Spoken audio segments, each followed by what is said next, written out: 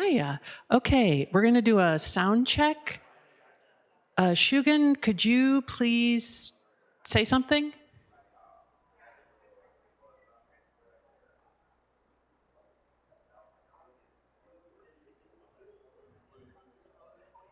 Shugen, can you hear me?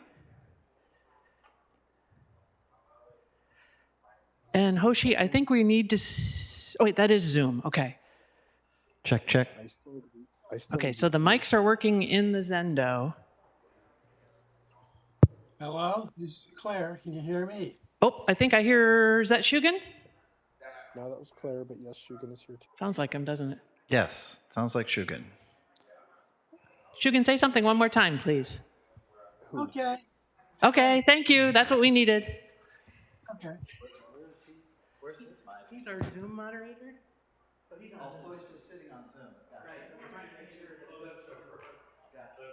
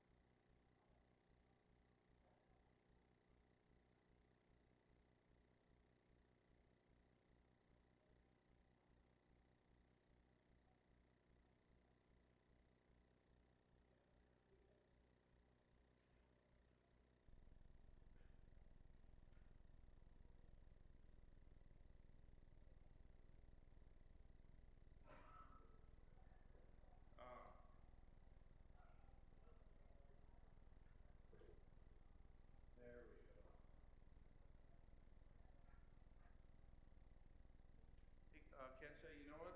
And I think I've amended. I think I need someone to bring this up with these books and place it like that. And someone else, maybe Kaishin yourself, bring up that sutra. That's the big one. Okay. Okay, so you want three people if you want to come up. I think so. You want this, and then you want the drink to go in front of that. Yeah. Okay, so I'm gonna bring this. You bring that, and then you can bring up the sutra. I think that was just one. You just bring that one up again, and the other one just gets set to the side. That's last. You do the drinks first, and then the drink. That's how we're going in this position. Sounds good. And then we'll seal it that way. And then, are you bringing this? Yes.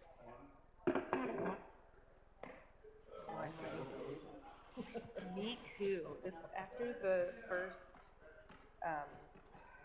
Lamrim teaching, I was like, that this is not going to work. If this is going to be a 2-year thing, we're investing in a little antique footstool.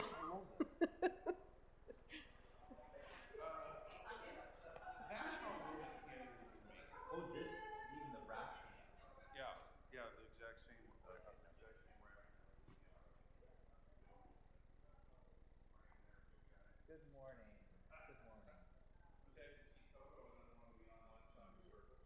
Oh, I didn't even know. Oh, I did. I'm glad to see she repped for the family.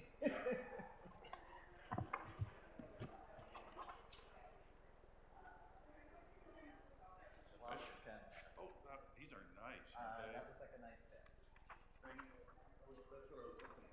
There's a black one, I think, probably hiding She somewhere. repped Oh, for here. the family. That'll probably keep you calm. Start.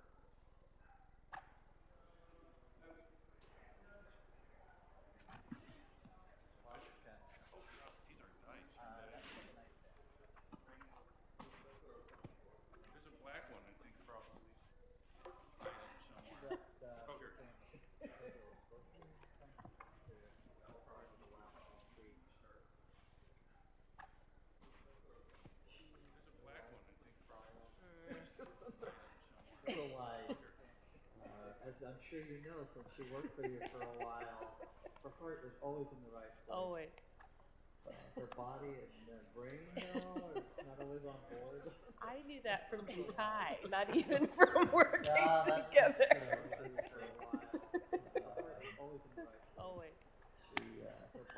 She's trying to catch up on her work, and she worked all day. I She's knew been that a bit. from She always Dubai, tells not us even all from working together. Photo time. And then, at 5 o'clock, she calls us. Okay, finally, I've wrapped up my work. We're almost cleared that. She always tells us Not even from working together. That's fine. Photo time. And then, my work. We're almost cleared that. She always tells us Not even it's not. from working together. Oh.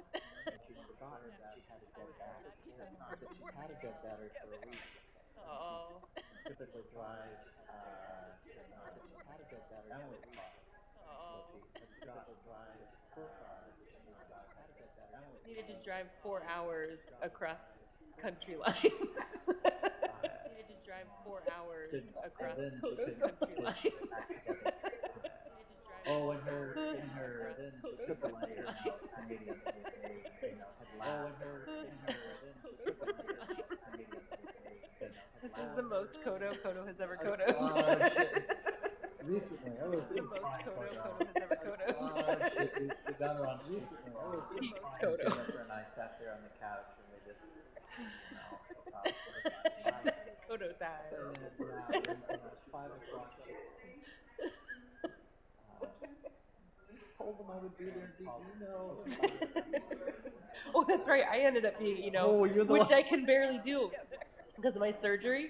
But I was like, I'll do it. I want to do it. I'm going to do it. And it was a whole thing. Oh, I but could have made it really guilty. I could have said, don't. great, Do not. Make the person just have to throw it off. That's right. I ended up being, which I can barely do because of my surgery. But I was like, I'll do it. I want to do it. I'm going to do it. And it was a whole Do not. Make the person just have to throw it off. That's right. I ended up being, which I can barely do because of my surgery. But I was like, I'll do it. I want to do it. I'm going to do it. And yeah. Make the person just have to throw it off. That's right. I ended up being, which I can barely do because of my surgery. But I was like, I'll do it. I want to I do know. it. I was admiring that. Are the envy of all of us. This is after the first Lankavatara. I was like, this on the leg writing is not for 2 years. No, not happening. This is what we're doing. Are the envy of Tall all enough. of us. This is after the first Lankavatara. I was like, this on the leg writing is not giving 2 years. No, not happening. This is what we're doing. Okay, it's still better than on the lap. This is after the first. Testing the relative volume of Roshi's mic as we're getting ready to get started. I cannot figure out how. I didn't see who she Recording testing in progress. The relative volume of Roshi's mic as we're getting ready to get started.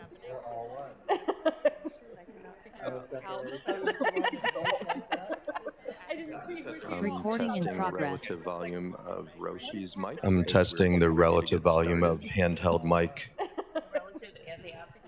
Number 6. The relative is the absolute. Recording in testing the progress. relative volume of Roshi's mic. I'm testing the relative volume of handheld mic. Number 6. The relative is the absolute. Recording in progress. Relative volume of Roshi's mic. I'm testing the relative volume of handheld mic. Number 6. The relative is the absolute. Recording in progress. Relative volume of Roshi's mic. I'm testing the relative volume of handheld mic. Number 6. The relative is the absolute. Situation. No. I'm testing the relative volume Not of really. handheld mic. This is official duty. This is me making Number 6. I'm not. The I'm relative not. is the I'm still not absolute. trained in instruments. I've done it before. Not. And I'm sure I could wing it. I offer winging it all the time. Oh yeah. And every person that's the liturgy coordinator is like, I'll find someone else. And I was like, I think I could probably wing it pretty effectively. Always use another instrumentalist, and you save your voice. It would save my voice. Maybe when the teachers are traveling, we'll let you wing. Let me wing it. Yeah. What are you gonna wing? Instruments. Oh, yeah. I've done it before. I just haven't been formally trained. Yeah. But I'm pretty sure I could just figure it out if I needed to. Yeah. She was saying that every time she offers to wing it, the else is like, oh. The liturgy person's always like, why don't you be monitor? Once you're in service, you'd probably be fine. Like it's remembering when to get all the little pieces that takes a while. Yeah. It's like, dude, like the value for the LC to see the value of a show Ken student who's like, sure, you know how to do it. Well, that's the thing. The first time I did Jusha, no, I forget what it was. It was instruments. The LC said to me, "It's like, do you know how to do instruments?" I said, "Yeah." You did it. No, I did. No. I hadn't trained, but Oh, I knew sure. I knew how to do instruments. Yeah. I missed 2 or 3 bells, but Yeah. I was still really new, and I turned to musician, and they were like, "You're playing the instruments," and I was like, "The what?" And then I was trash at it for like 2 months. They kept putting me on it. The main time that I was instruments was when like Eugen and me and then a bunch of new people were at session at the farm, and I was like Eno and instruments at the same time. It was like something. we were at one Lourdes. of these.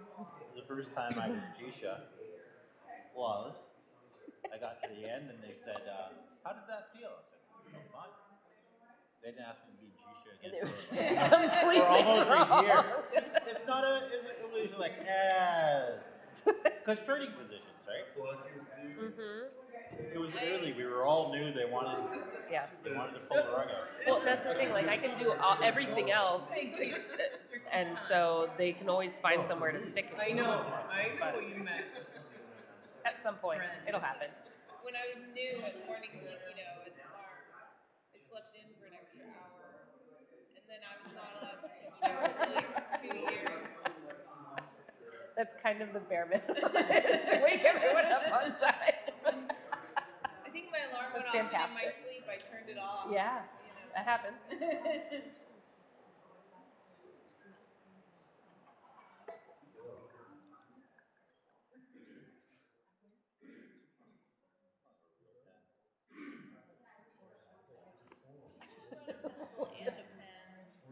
You have 95 implements, and none of them are a pen. This isn't my. This is a very special purpose sort of thing. Oh, gotcha.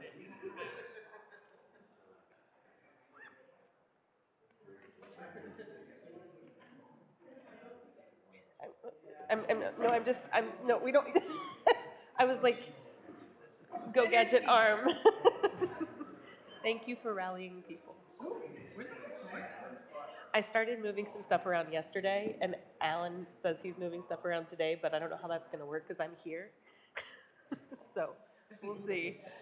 We'll see how that works, but thank you.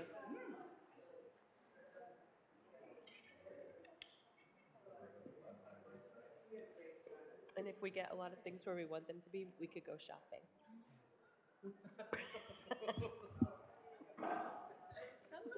Yeah, that seems to make you very happy. Yes. Yeah. Yeah. I took a watercolor class yesterday at work, which was so great and relaxing and lovely, and just like picking out colors for watercolor. It means something to me. Like the looking and putting things together. Yeah, it was really good. Move stuff around. Yeah. Yeah. And she likes how it smells. We just keep, I would say, when we were friends, that would be the entire house.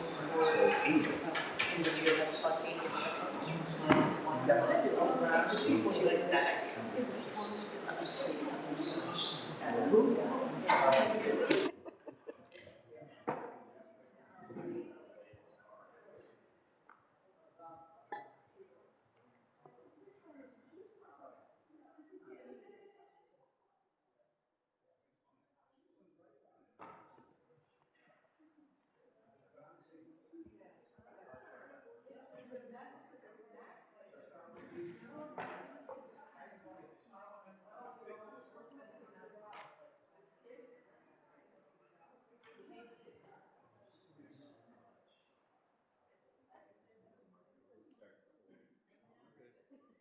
I'm already nestled in. Okay.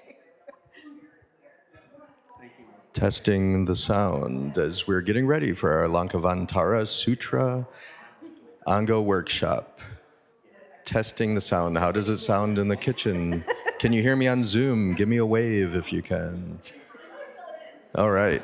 Thank you. That's a thumbs up. Oh, there's a wave. Some people. There you go. Thank you.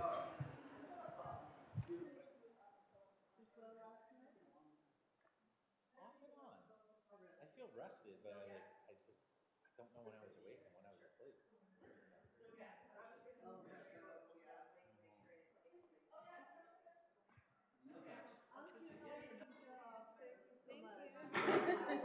Glad you could come. Those host planets are really fun. Yes. What were you? Were they fun to play? Yeah, they're nice. What was it you were performing on Sunday? Gustav Holst, The Planet. Each one is like about a different planet. And Mars is like the one that inspired the Darth Vader Imperial March. Oh, really? Oh, neato. Yeah. Did you like any of those new ones? I did. Clever. It's all sort of blurring together in my head right now. I remember there was puppets and Yeah. Is there a Pluto movement? In the new version that he commissioned, we played the old planets that everyone loves, and then we played a new planet. Each composer had their own planet. Okay. And so there was Pluto in that one. Okay. Yeah, I'm interested to see if they would do that because it got downgraded to I think to they dwarf added planet. it back in. They call it a dwarf planet now, Yeah. right? I was like, That makes sense. It's like how Y is sometimes a vowel. Yeah. like It is. Sometimes a planet. Sometimes because we it's say got it's to a have planet. certain characteristics, including being able to clear all the orbital debris from its own path without losing its orbit, things like that. And who can do that? Who can do that? Who can do that? None of us. On behalf of Earth, we can. We don't have a lot. We don't have a lot of our shit together, but we can clear our orbital path. You bring in our path.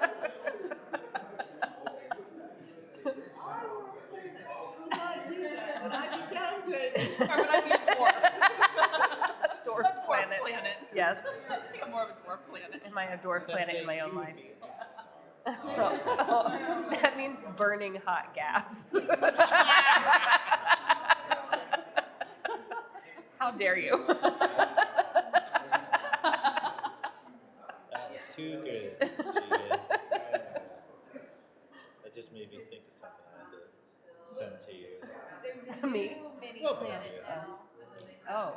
Oh. And there's two really good radio labs about it. If you don't know about it yet, I don't want to spoil the ending. But you should Google up the Radio Lab podcast about it. It's called Zoozve. Zoozve? That's rude. Zoozve. There's a reason why it's named Okay. that. It's cute. Okay. You gotta listen to both halves of Zoozve? it.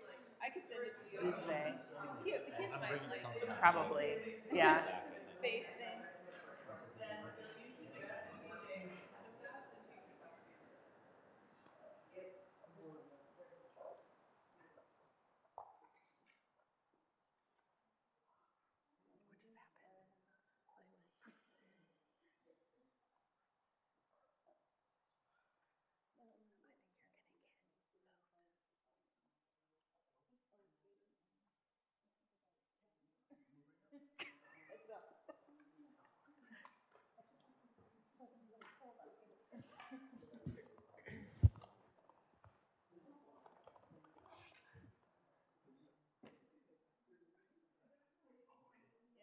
No empty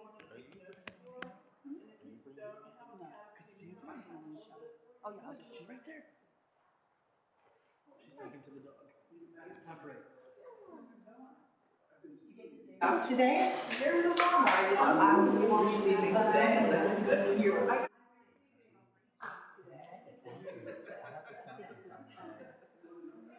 I started using this style even before I started cutting the finger, but I think I probably have about 8 or 10 of these at this point, just some local stuff, workshop, and or even Jakai. Oh, okay.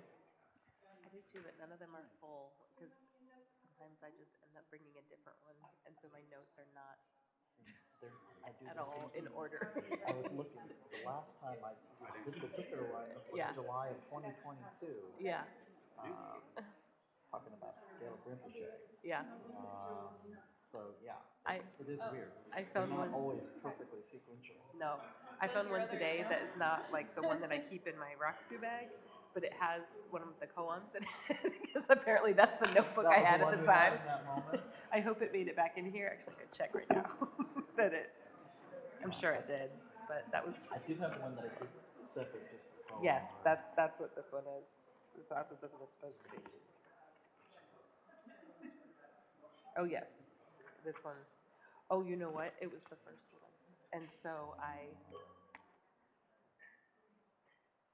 put it in a different notebook, and then I got a new notebook just for this. That's what happened.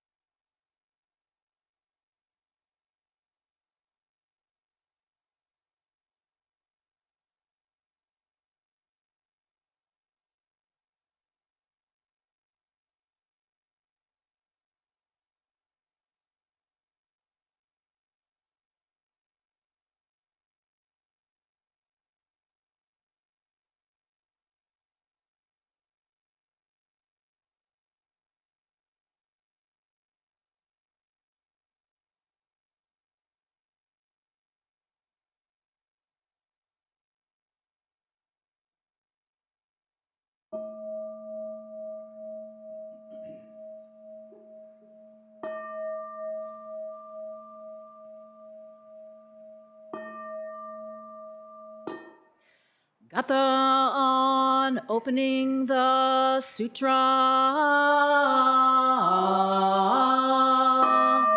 The Dharma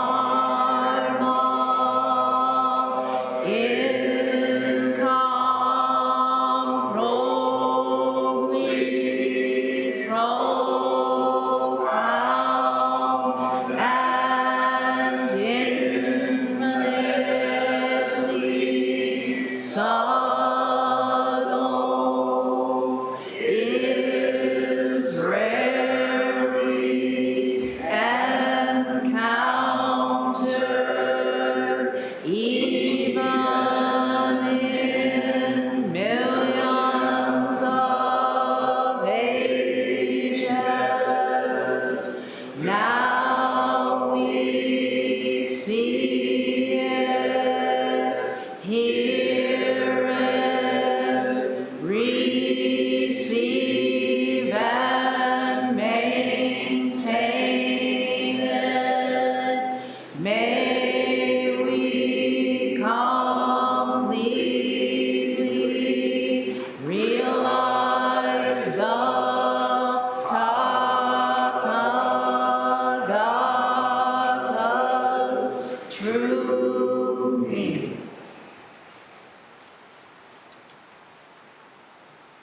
Good morning, everybody. Thank you very much for being here, and thank you to all the friends attending with the temple Zoom. This is a big day. It feels like a big day to me. Let me open the way it occurred to me to do so. This copy of the Lankavatara Sutra was given to me by my transmitting teacher, James Rinsen Roshi. In the inside, it says, "Greetings to all.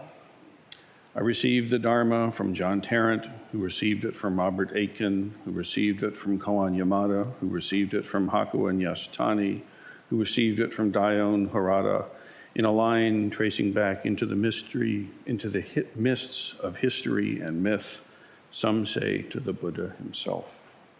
Today, the 18th of August, 2019, with the rites of Inca Shomei, as observed within our lineage, I gave the Dharma to the priest Rinsen J. Wyke, confirming his mastery of the Koan way and my confidence in him as a senior teacher of our school.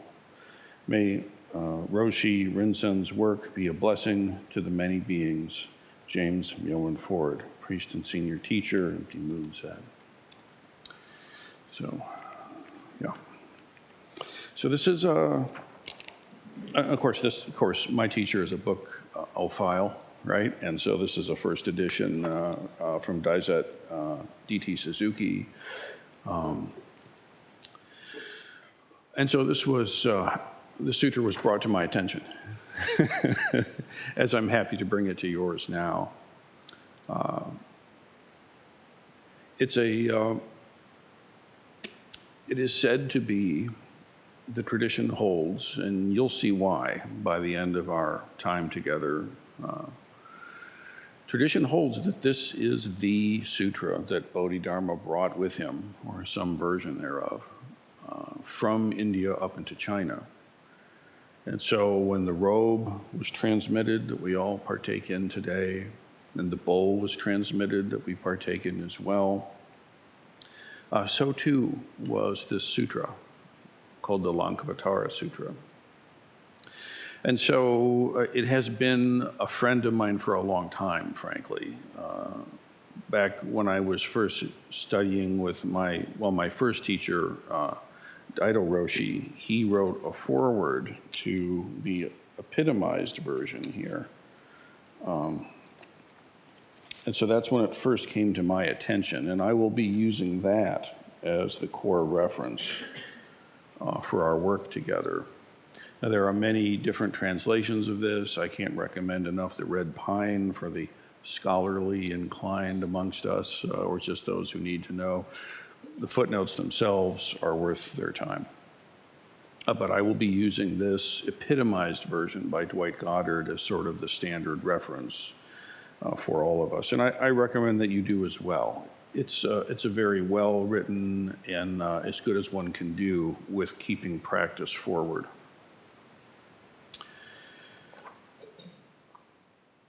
My hope here today is to provide something that isn't readily available in the books that are out there. I wish to keep in mind, I wish all of us to keep in mind that this is if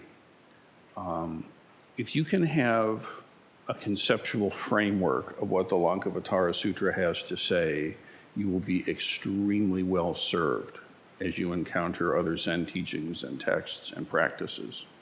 However, if you make a thing out of the conceptual framework of the Lankavatara, you will fall into a Lankavatara hell. So if you feel the pull of the Lankavatara hellscape coming, just remember, I'm clinging to some idea, to some framework, and that clinging of names and forms is causing me consternation, and just stop it, okay? Allow this to function as part poetry, as part field guide from the lineage itself, and as partly a conceptual framework to have some understanding of what's going on. But above all, as I always say, the only help that a sutra like this can do, or any teaching from the high seat can do, is to inspire each of us to directly realize for ourselves the truth which these things point to, which is what is said over and over again in the sutra. So, yeah, why don't we just begin?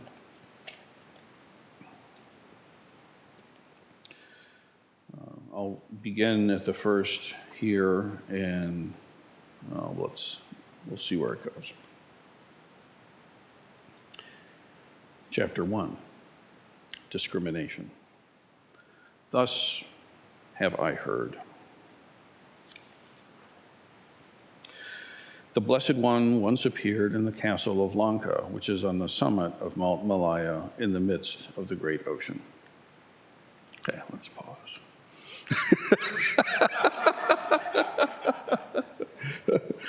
So Lanka, okay, and then Lankavatara, right?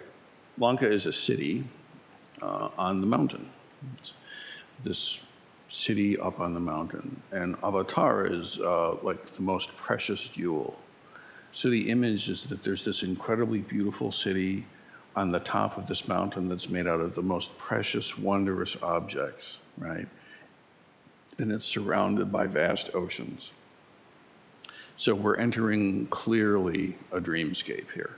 There's some very important setting that's going on, okay?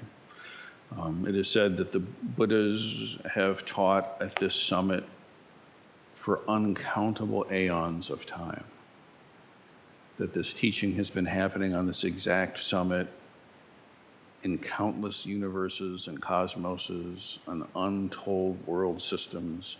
But somehow, whatever world system, whatever cosmos, whatever universe, it's always this same Mount Lankavatara, the same precious mountain jewel. And we have ourselves to go, we have the opportunity to come to that exact same peak. But there's a warning. It's dangerous to get here, and not everyone is welcome.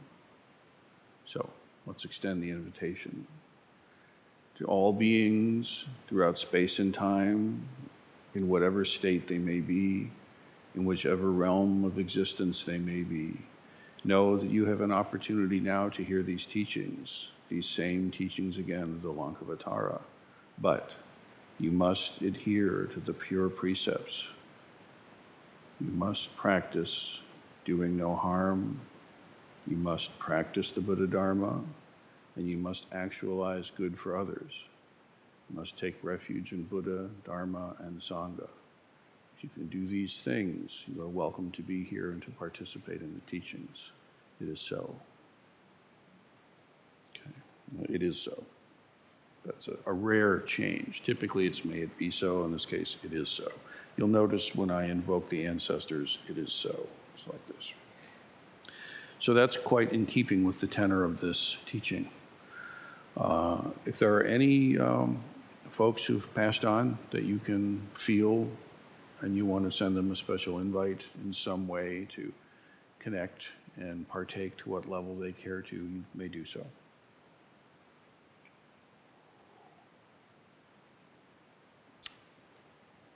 So, the same mountain. Here we are. A great many bodhisattvas, mahasattvas, had miraculously assembled from all the Buddha lands, kind of like now. And a large number of bhikkhus were gathered there. Bhikkhus is the ordained, those who've received refuge. The bodhisattva mahasattvas with Mahamati at their head were all perfect masters of the various samadhis. The tenfold self-mastery, the 10 powers, and the 6 psychic faculties. Now, I'm not going to believe, if I spent time going through all the 10s and the 6s and the 5s every time, we would never be done. But the cool things, they had mastered all the cool things. Okay. And you know, even scholars will have different takes on what those might be pointing to. These things vary over time. But we could take here to simply say, you know, the different samadhis, the stages of training that we do, the tenfold self-mastery, sure, let's call that the 10 ox herding pictures. Sure, they've been through the stages.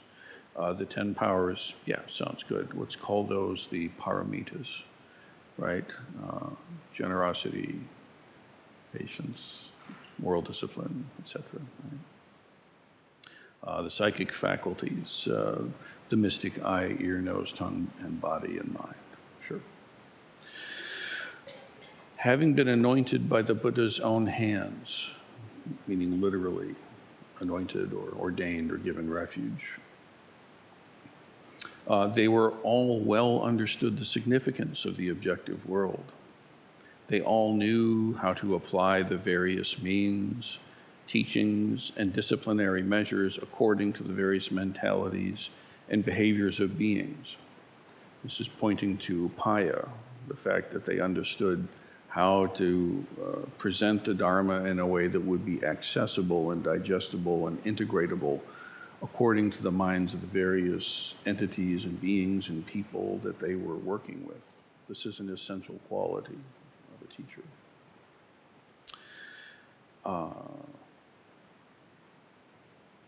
They were all thoroughly versed in the 5 dharmas, the 3 sabvahas, the 8 vijnanas, and the 2-fold egolessness. Now those, I think, we'll have to pause for a moment. I'll just read the next line. The Blessed One, knowing the mental agitations going on in the minds of those assembled. Which actually is really good, which is a really good line. So let's talk about these. It turns out that actually in that last sentence, the entirety of the Lankavatara Sutra is outlined for us. So I do actually, here is one time that I'm going to actually take time to parse through all of those things and what they are in a way that hopefully is helpful. Okay. So the 5 dharmas. Now these are things you'll want to take notes on if you're a note-taking person. And in a shatteringly unique moment, I'm going to provide a handout. We talked about various ways of trying to make this accessible. We have a little whiteboard. We had an online gadget thing. None of it seemed to really meet the moment. And I was here last night very late, and it came clear. I mean, the final touches of what the sutra wants to do with us became clear. And at that time, I had a 55% clarity that I wanted to make this available, and now it's pretty clear. We'll see. So who would like a handout? Speak a word of Zen. Wow. There you go. Excellent. Okay, he speaks for the Sangha, so you can get those and pass them out to everybody. Oh, I need one for me. I think, oh no, I have one. Okay, we're good. We're good. Yeah, please make those available. And folks online, you'll be given access to this as well. And for those who may be watching on YouTube or what have you, this is not essential, okay? I'm going to talk through what this is, and this is just sort of a helpful little field guide. So here you have, please nobody make a tattoo out of this. I'm amazed at the creativity of some folks with this. Yes, Bujo? What? Yeah, I think they're working on that. Yeah, sure, post it, yeah. Okay, so I am not a teacher of calligraphy or penmanship, as you can see. Does everybody have one that wants one? We need one more? Okay, Kaishin can, we need a couple more, all right. When Kaishin comes back, we'll have him make some for us. For the moment, let's share them. Okay, so let me call your attention to, let's try to bring ourselves back here. So the 5 dharmas, the 3 svabhavas, the 8 vijnanas, and the 2-fold egolessness. It's actually worth the squeeze to understand what those things are pointing to, okay? Because inside there is basically the schematic framework of everything that Zen is based on. Now, I want to again emphasize that these may seem to be metaphysical truth claims. Please do not take them as such. These are experientially verifiable realities. And the point of this is, I guess you could say this is pointing out, the sutra is pointing out the terrain which you must actually traverse yourself, okay? So do not make the grievous error of mistaking the map for the trip, but the map is actually real, and it does help. So we see here the 5 dharmas,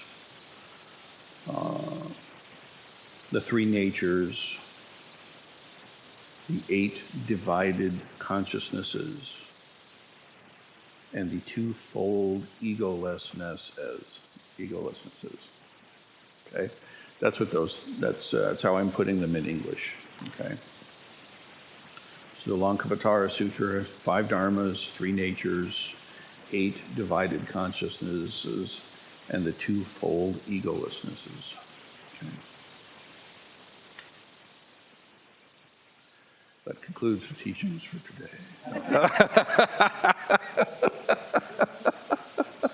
There, it's all clear. Okay, so let's unpack, as we say, right? Let's try to understand this a little bit. I do not expect the entirety of these 2 days, today and the next time we gather, to be as academically oriented as this, but this first session we're going to go there because it's necessary, in my view. Okay. So the 5 dharmas. A dharma, of course, is an aspect, you could say, or a teaching. Okay, it's a manifestation. And in this sutra, it points out that there are 5. And that you'll see how these things all sort of interrelate, overlap. They kind of say the same thing from different angles. And honestly, if you didn't have someone help you, you would have no idea. You would read that sentence and move right on like, yeah, whatever, and just keep going. And let's not. Let's actually take the time right now to just understand this much. And then you'll see how much this unravels the rest of the stuff. So this is going to be true of the Lankavatara Sutra specifically, and then this is going to be true also from any Prajnaparamita literature, hence from that time. So let's talk about the 5 dharmas. Okay. Name. Okay. You see that out there on the top left. Name. Now, this is pointing to fabrications of the mind. Okay, we create names for things. So there's the ceiling, and there's the floor, and there's the sky, and there's the earth, and there's fire, and there's water, and there's me, and there's you.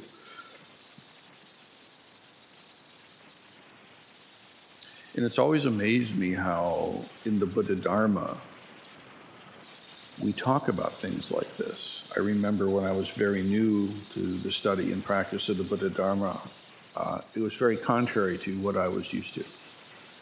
Why are we talking about these things? But again, because the Buddha is a physician who has seen cleanly and clearly into the causes of dukkha, the causes of our suffering. And so from that experience, needing to say something, he decided, you know what, understand these 5 dharmas. To me, the Lankavatara Sutra very much reads as a collection of notes from disciples who were listening to talks, and they compiled over time the comments of the master, and they're kind of put together in this way. It doesn't read like a novel, A, B, C, D. But what we see here is that one of the things that clearly was taught a lot is this business of these 5 dharmas. Okay? And the first of them is name. So calling to our attention the fact that we name things, right? And then under that is appearances. Okay? These are forms. Okay? So this is the way things appear to us. Now let's just pause and think about this for a second, okay? Things appear to us, and what we do is we name them. Now, if you've ever had the experience of raising a child from infancy, you hope this happens. You really want the child to be able to recognize things, and to, when language starts to come along, it's a great celebration, and it should continue to be so, because it's a great thing. And there's a cost. There's a real cost, okay? There's an effect to this. Our fellow sentient beings that do not, as far as we know, use name, they don't have this particular suffering. We use name, we label things. We label ourselves, we label others, and we label those things based on how they appear, on how they seem to us. Okay. And as soon as forms appear, and there's different kinds of forms, and we'll talk about them in depth. But as forms are cognized and names begin, then we start to have positive and negative experiences of this. And then we get to the third, which is discriminations. This is picking and choosing, okay? Gain and loss, pain and pleasure.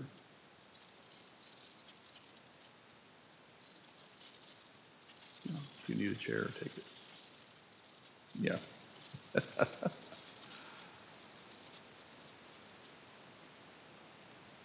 That would be a good choice. So names, appearances, their forms, okay? And then leading to the discriminations.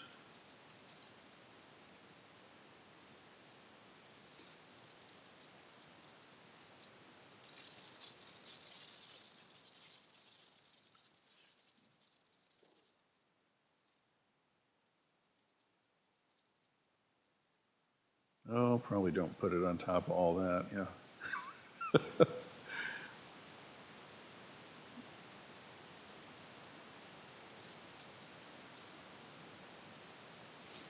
Thank you, Coco.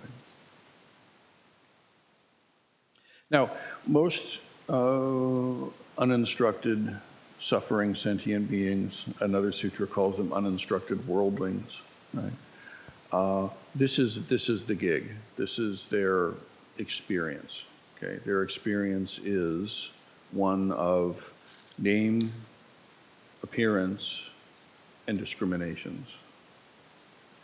And when that's all that we've got, when that's your operating system, okay, then inevitably we have had a fundamental misperception of the nature of things,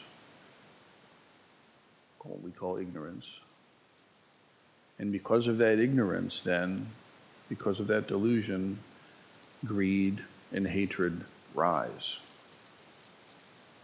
Attraction and aversion rise, you see.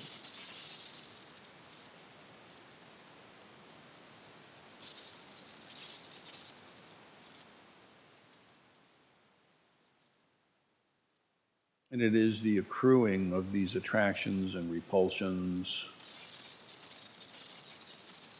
the obsession, the disgust, sometimes with the same object at different moments. Our sense of self begins to verify itself. Our false sense of self begins to cut itself in identity from the cosmos and reify it by identity. Now again, I want to say we hope for a healthy identity to develop with our young folks. But there's a cost. In order for me to have a healthy sense of identity, I have to see that I am this and I am not that. So there's more to it. What the Buddha is saying, there's more to the developmental process of a Homo sapien than just that. Just getting up to where you've got names and language and appearances and forms and preferences and identities, like we're not done yet. If we stop developing then, well, we're enmeshed in suffering, and we're going to continue to be so. There's more. There's more that's possible, you see. Now the fifth dharma, or the fourth dharma rather, is right view. And this is prajna, okay? This is prajna wisdom.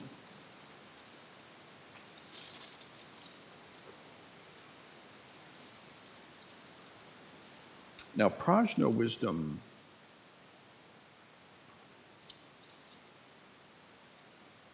it's going to take a little bit to get clear about it.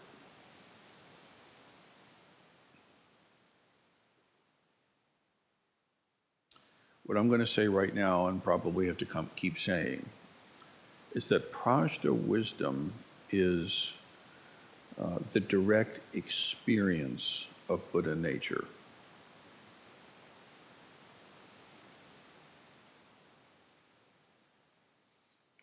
There's mundane right view, which is sort of like, having an idea of how things are supposed to go and having correct intellectual idea, but the real right view, the real prajna wisdom is actually it is direct experiential manifestation, realization.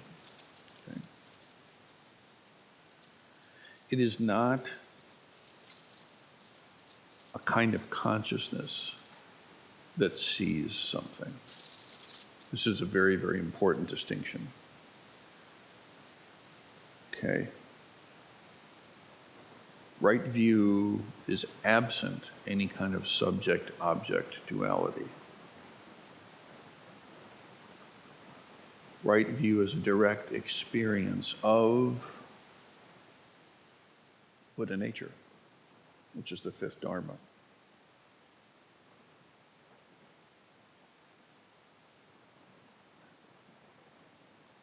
So right view is not, it's not like there's some aspect of yourself that sees Buddha nature and then you've seen it. This is fundamentally not correct. Prajna wisdom realizes Buddha nature.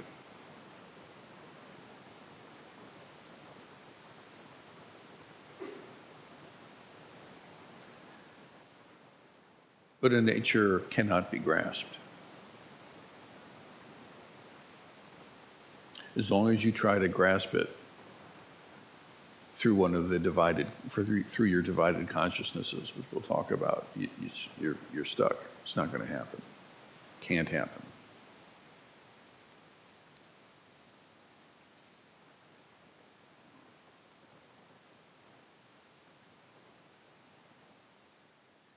Now, as to what Buddha nature is itself, this is probably the most difficult thing to put words around. But, we'll try. I think my scribbles that you see, clear light, non-conceptual, luminous, self-aware, blissful, empty, Buddha nature, wisdom mind of the Tathagata of suchness.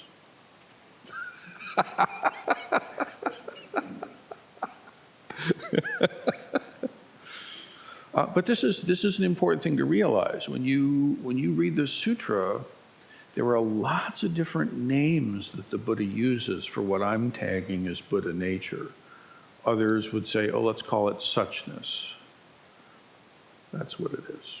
Prajna, wisdom, realizes suchness. Or prajna, right view realizes Tathagata Garbha. That's probably technically one of the better terms. Although I've tried to steer away from Sanskrit for this part of it. But here's an important thing to understand. Everything about this is upaya. All of it. Cling to none of it. And so when the Buddha is talking, even in this sutra, to different groups of people, or when he's addressing a different disease of the mind, he will consciously use different terms as a direct antidote to the way in which the listener is stuck. Okay? So this is like using poison to cure the sickness. Because again, how we get stuck is in names. So one of the things the Buddha is famously said to have wrestled with is, how am I going to teach this? It can't be taught. And Brahma, the over-God, creator, main deity figure, came down and said, please teach. And because the Buddha was asked, which has to happen, by the way, a Buddha may arise, but if the Buddha of that world system is not asked to teach, the teachings don't unfold. They have to be asked. That carries down even to today. At some point you may be asked to be a Shuso. And so you respond. That's how this works. A little side note, people who have this impulse like, I'm going to be a teacher, I'm going to teach, watch me go,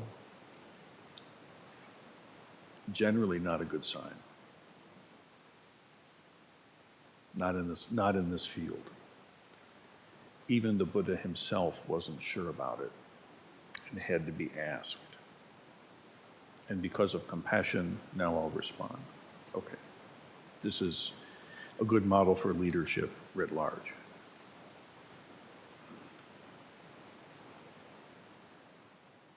So let's get back to this business of names. Okay.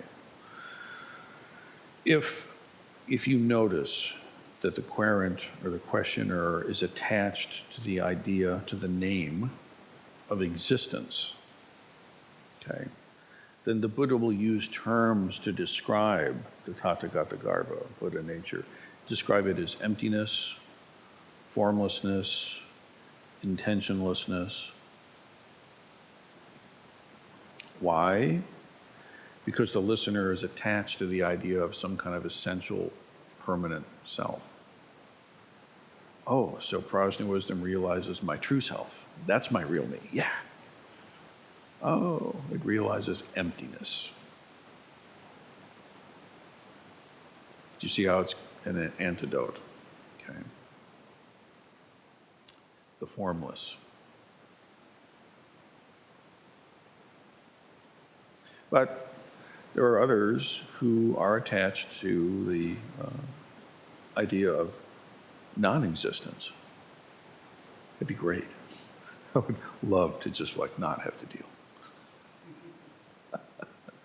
You can actually make a thing out of it. And so for them, if the person in the sutra is attached to non-existence, which is just as sticky a trap, honestly, then the Buddha calls the same Tathagata Garbha. He says, oh, this is the realm of true reality that's realized. But isn't it, there's nothing, right? Oh, you realize true reality. You realize Buddha nature. You realize the Buddha body, the body of awakening. Again, it's a direct antidote. So don't let that mess you up.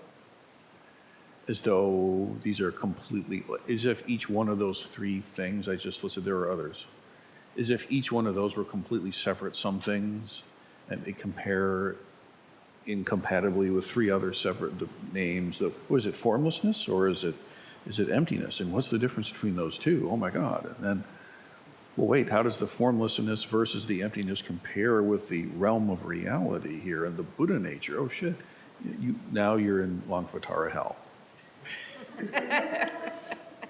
Don't go there. Just don't go there. Just understand that the Buddha is a teacher, okay? And so that he's a bodhisattva. He's a mahasattva bodhisattva, a human Buddha, at least. And he's using upaya, the way everybody on the team always has. And what's the physician going to give? You don't give the same medicine to everybody who walks in your office. Well, what's your condition? What's your symptoms? What's happening with you, man?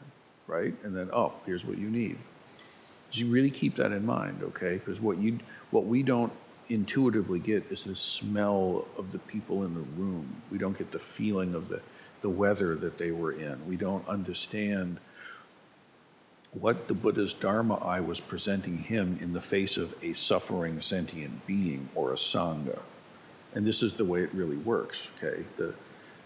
The Buddha's in front of a folks who are hurting. And his Dharma eye presents the correct teaching for that time and that place, right? And so if you don't know that and you're reading these sutras and you're saying, well, is it this or is it that? Which one's right? As though it's like we're comparing something that would fit on a spreadsheet. There's a three-dimensionality to it you're not seeing that I hope you have more sensitivity to now. But it's not just that, existence or non-existence. What if somebody's attached to both existence and non-existence? Well, it's both. Ha-ha. Got it. Really, because it becomes a name, that becomes a form. We can attach to that. We can pick and choose. Oh no, it's both. Got it. I mean, it sounds kind of silly out of context, but when you're stuck on that particular hook, it hurts. Because you're still making a thing out of this and still attaching and clinging, right?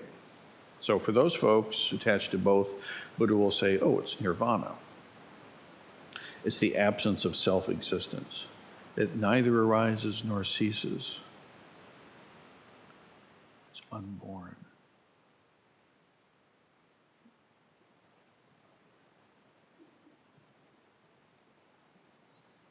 And then, of course, those who attach to neither existence nor non-existence. Well, it's neither of those. I get it. I'm past this hook. It's neither of them. It's neither of those. I see it. Right? Hopefully that should feel funny when you hear it now. Oh, it's original quiescence, intrinsic nirvana, clear light mind. Well, it's neither. It's clear light mind, motherfucker.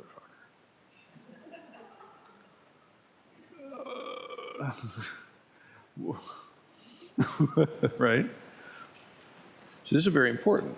When you look at all the different names for this, what I'm going to tag as Buddha nature, thusness, suchness, clear light mind, bliss and emptiness, on and on and on.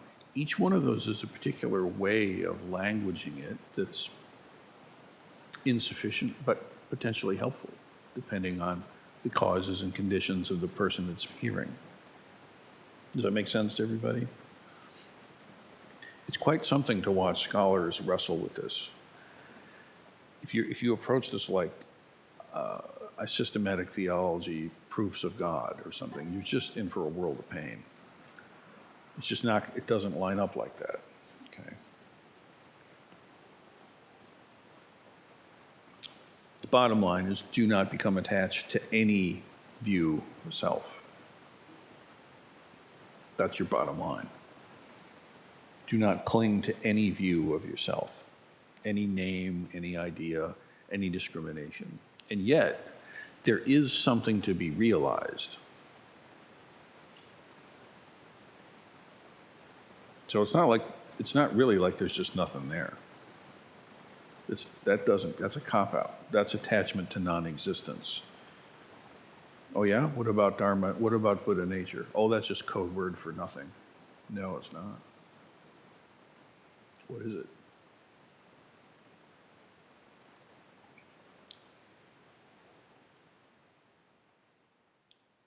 So you can see that this is a very tricky business. And the way that we deal with this is in the koan study. The koan system is just magnificently exquisite at picking these hooks out of you.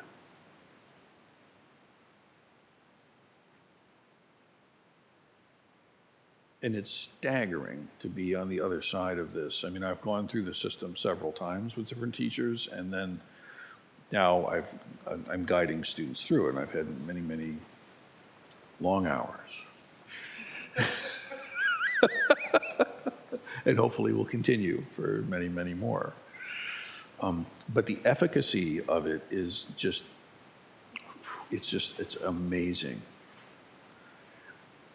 I'm not going to say it's fun all the time. Sometimes it's a lot of fun. There's a lot of flat-out belly laughs that happen in the Doksan room, and they're honest. But sometimes it's not a belly laugh. Sometimes it's a deep cry or an ache or frustration like you can't.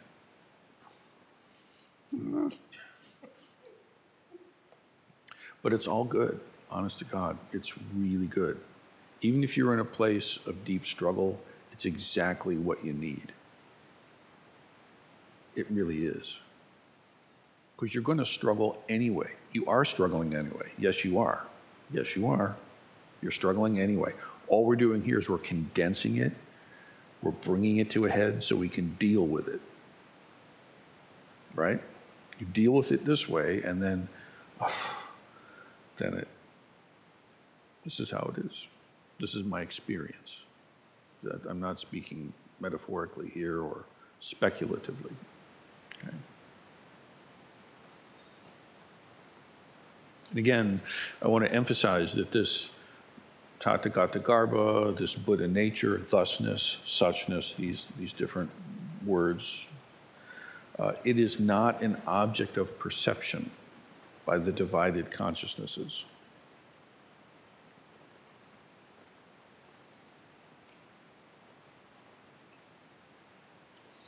It's realized and actualized by prajna, wisdom, mind. Prajna, I'll repeat it. It is realized and actualized by prajna, wisdom. And those words they're still words, but they work. You realize Buddha nature, and then you actualize it.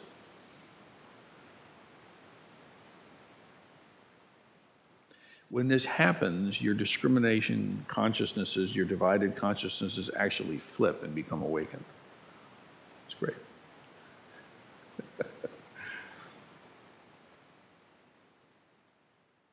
But Buddha nature itself is realized and then actualized. Actualized means you realize what's inherent, okay?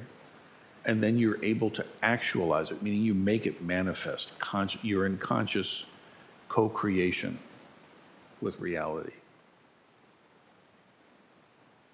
Like for real. You're actually living your life in harmony with the cosmos.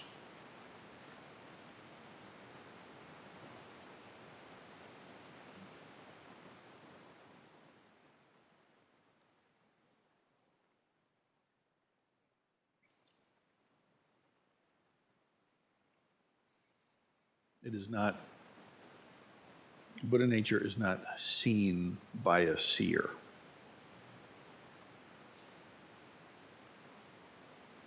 It is realized and it is actualized. And again, you'll see those of you who are, depending where you are in your training, you know, you'll have moments where in the Doksan room, you're able to actually merge with what's happening and manifest it and actualize it, and other times where you just can't. You keep seeing it. You don't even realize you're doing it. That's how sticky this is. The karmic habit energy of that separation consciousness is not unique to you, honey. Okay? It's a sticky thing. Okay?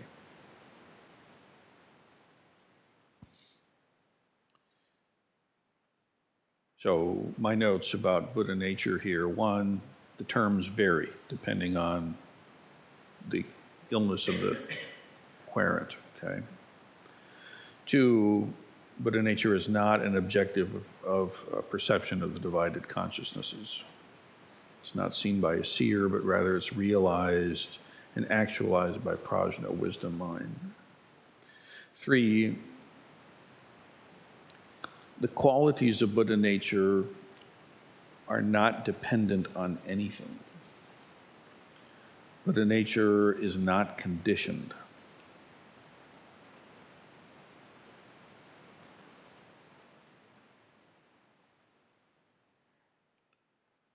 Buddha nature, thusness, suchness, clear light mind, all the different terms, is primordially existent. Primordially existent.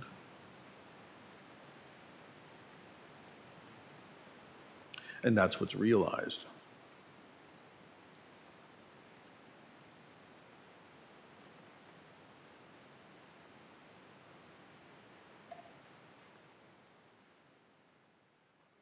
So you'll see this throughout the sutra. It shows up different places. And fourthly, this Buddha nature pervades and is the true nature of all beings, both sentient and insentient.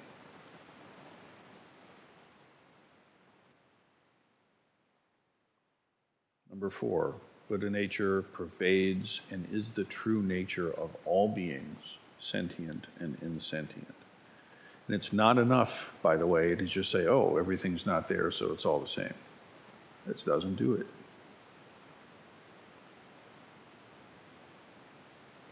It's not good enough. After all, if everything doesn't really exist, who's perceiving? How's that happening? So there are levels to this. There are stages of encounter with Buddha nature, with emptiness. Do not be satisfied. I promise you, I can tell all of you I'm seeing and everybody on the Zoom, your understanding isn't complete yet. Just to let you know.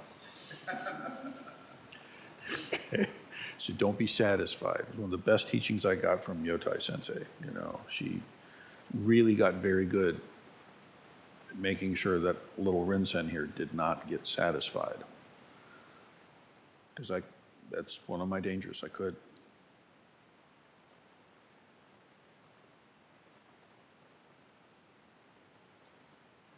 And fifth, this is the last point that I want to bring to your attention on this, is that Buddha nature itself is beyond words, it's beyond ideas, it's beyond names.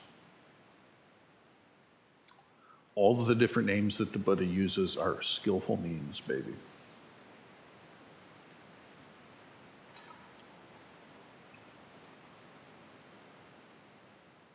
You can see where this had resonance with the Taoist folks. The Tao that can be named is not the true Tao.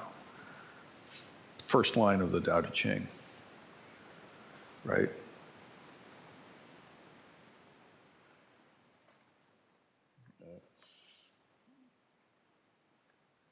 You know, my first teacher, Daido Roshi, in the preface to this older edition, what do you say? Well, he ended up quoting Bodhidharma's teaching. Zen is a special transmission outside the scriptures with no reliance on words and letters. a direct pointing to the human mind and the realization of Buddhahood. That's what Bodhidharma is credited with saying.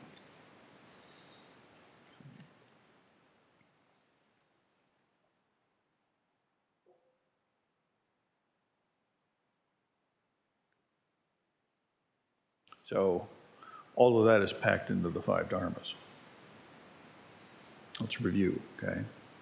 Again, there you are, innocent you, reading along. This great assembly on the same mountain peak, which is the only peak where this ever happens and that you're on right now.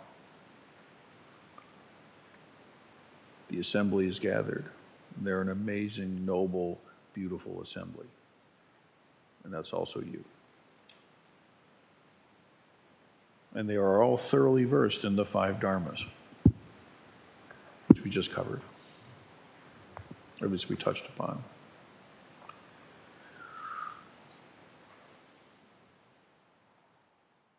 Now, if you look at the handout, what we covered is the top left, and there's other ways to talk through this material. You'll see as I go through the other layers of this thing, how they support and reference to each other in a very kind of 3-dimensional way. But I'm feeling like I've been talking for about an hour, and maybe it's a good moment to just let's take a bio break. And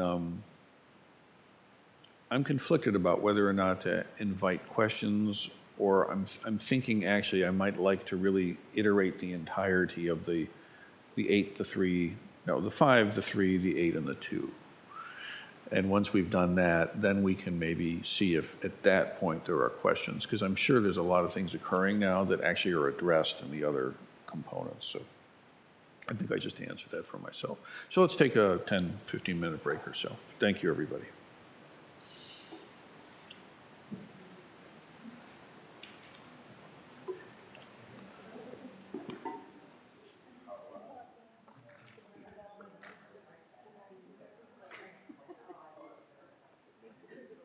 Talking about it.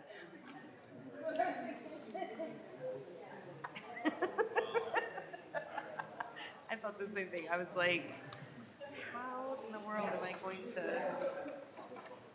hard for me to listen and take notes because when I'm taking notes and not listening, it's like if I want the memory of it, it's like what I'm doing is sitting here and being like, I will take the notes later. Or my brain only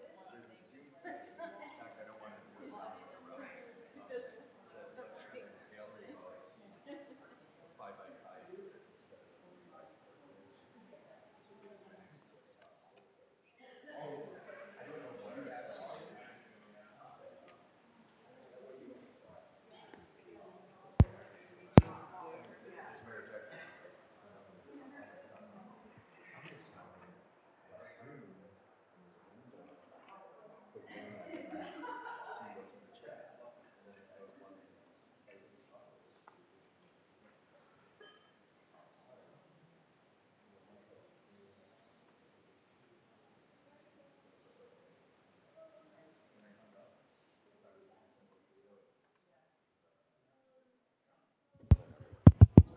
Okay, Suju, can you say something and we'll test the sound?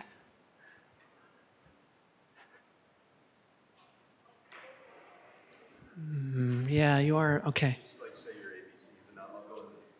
Okay, we don't hear you. Hoshi's gonna go back and see what we can. Yeah, just keep on trucking. Yeah. Pucho says, say the Heart Sutra.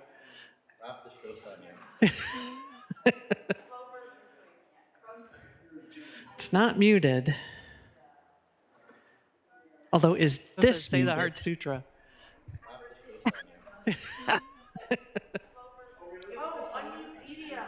It's not muted. Okay. Hoshi, unmute media. You don't. Is this So now we have that weird echo again. Did you unmute the cart in the Zendo? Because Can you hear?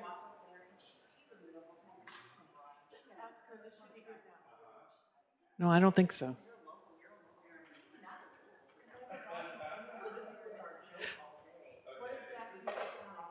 We're not hearing them. Yes, we just did. Okay, Sebi, or I'm sorry, Suju, say something one more time, please. Test, test. Okay, we're good. We're not hearing them. Okay. Excellent. Okay, Sebi, or I'm sorry, Suju, say something one more time, please. But does it Test, do a test. back loop? Okay, we're good. Yep. Now we have that weird echo. Got it. Okay, we're good. We should be good now. Thank you, Suju. Or I'm sorry, Suju, say something one more time, please. But does it Test, do a test. back loop? Okay, we're good. Yep. Now we have that weird echo. Got it. Okay, we're good. We should be good now. Thank you, Suju. Or I'm sorry, Suju, say something one more time, please. But does it Test, do a test. back loop? Okay, we're good. Yep. Now we have that weird echo. Got it. Okay, we're good. We should be good now. Thank you, Suju. Or I'm sorry, Suju, say something one more time, please. But does it Test, do a test. back loop? Okay, we're good. Yep. Now we have that weird echo. Got it. Okay, we're good. We should be good now. Thank you, Suju. Or I'm sorry, Suju, say something one more time, please. But does it Test, do a test. back loop? Okay, we're good. Yep. Now we have that weird echo. Got it. Okay, we're good. We should be good now. Thank you, Suju. Or I'm sorry, Suju, say something one more time, please. But does it? Test, test. So media's unmuted. Okay, we're good. Yep. Now we have that weird echo. Got it. Okay, we're good. We should be good now. Thank you, Suju. Or I'm sorry, Suju, say something one more time. Maybe we mute this one. But does it? If you can hear me, this Okay, we're good. we have that weird echo, and so we are not good. We're good. We should be good now. Thank you, Suju. Or I'm sorry, Suju, say something one more time. Maybe we mute this one. If you can hear me, this we have that weird echo, and so we are not good. We're good. We should be good now. Thank you, Suju. Because we're only listening, we're not putting this one. If you can hear me, this we have that weird echo, and so we are not good.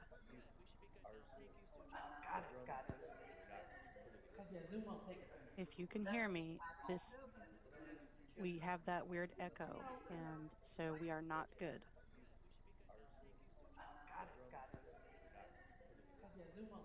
If you can hear me, this we have that weird echo, and so we are not good.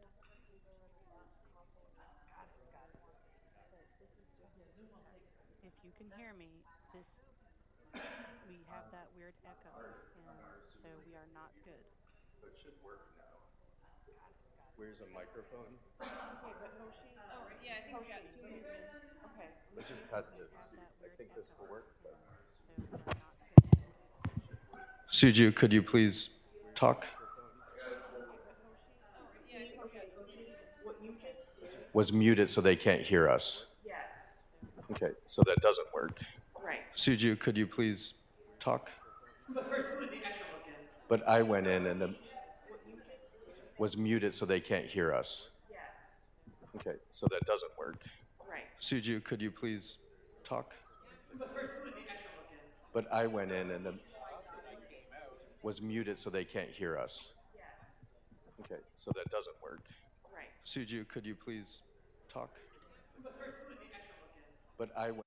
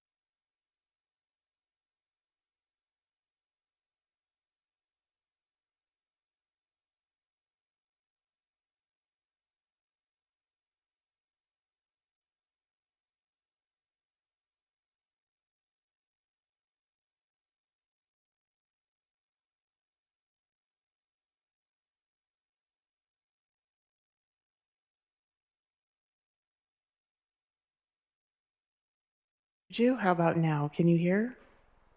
I can hear now. Can you hear us? Yes. Yay, that's it. So Zoom people, give us a thumbs up if you can hear. Awesome. Great. Thank you. Yes. Make sure that we don't get an echo. Yeah, can they talk to make sure we don't get an echo?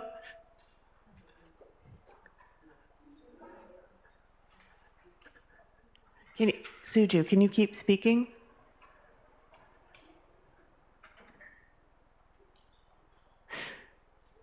Nope. We can't hear them, but they can hear us. Right, we could hear him before, so undo whatever that was. Speaking? Okay, we heard him for a second. Whatever you did, undo it. Nope. Testing. We can't hear them, but they can hear us. Right, we could hear him before, so Yep. undo whatever. I can hear you now. Okay, it's we heard him quiet. for a second. Whatever you did. Yeah, and that echo is back.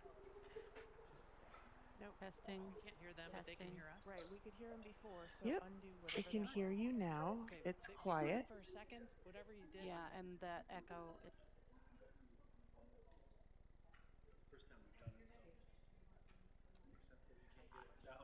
I'm going to make sure the overhead mics are muted.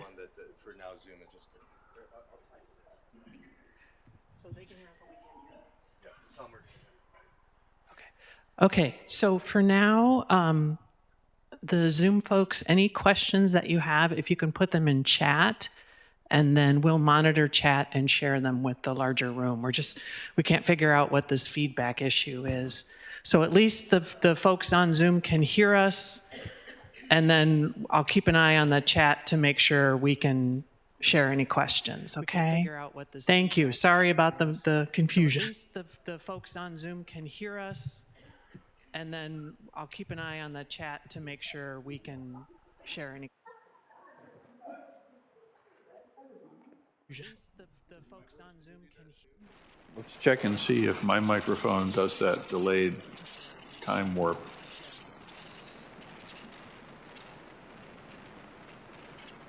Well, that would have been fun. Let's check and see if my microphone does that delayed. If the Zoom folks give me a thumbs up if you can hear me okay. There's some thumbs up. Thank you. All right, everybody. It is doing the delay though. Well, George, overkill as usual. All right. Folks, give me a thumbs up if you can hear me. All right. Okay. There's some thumbs up.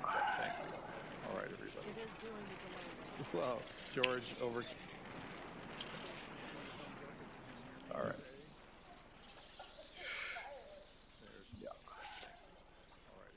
Was that an echo of what I had said? So we're still hearing an echo of my words in the Zendo somehow. But Suju likes it.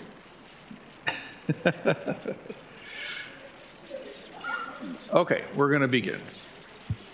All right, everybody. So let's bring ourselves back to this. So in the tradition, there's some teachings about why teach the Tathagata Garbha. Why teach this Buddha nature? Why teach mind? And I think it's worth elucidating these particular teachings. Overall, the most important reason to teach these things is that it gives confidence to the hearer that you already have Buddha nature. Okay. Yeah, an overarching reason why teach the Tathagata Garbha, why teach mind, thusness, suchness, Buddha nature, emptiness, bliss spot. Why teach this? I'll just use Buddha nature as the pin, okay?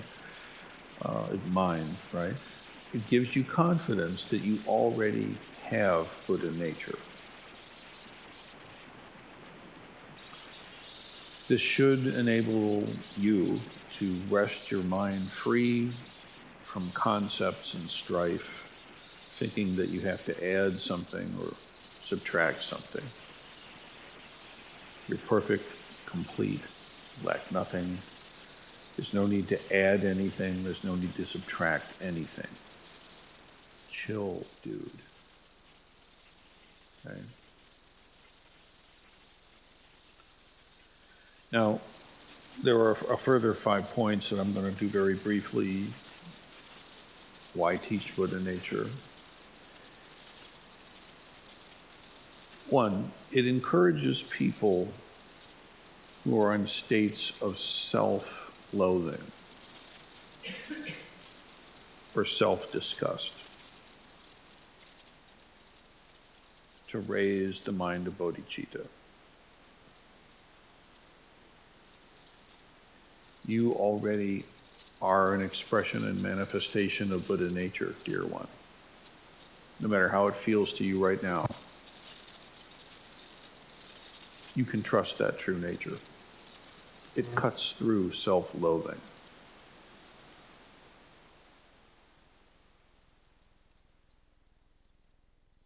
Self-disdain, self-disgust. On the other hand, it humbles those who feel superior.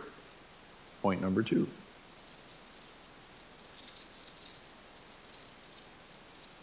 You feel superior because maybe you've gotten some modicum of bodhicitta, perhaps, or some insight into the great matter, and so you start to feel like you've got it more going on than somebody else. You don't. No, you don't. Your nature and the nature of everybody else is exactly the same. Sit down. So it encourages the first person with self-loathing to step up, and it encourages the second person with conceit to step down at the same moment. You see it? You, by the way, will need both versions of that at various moments.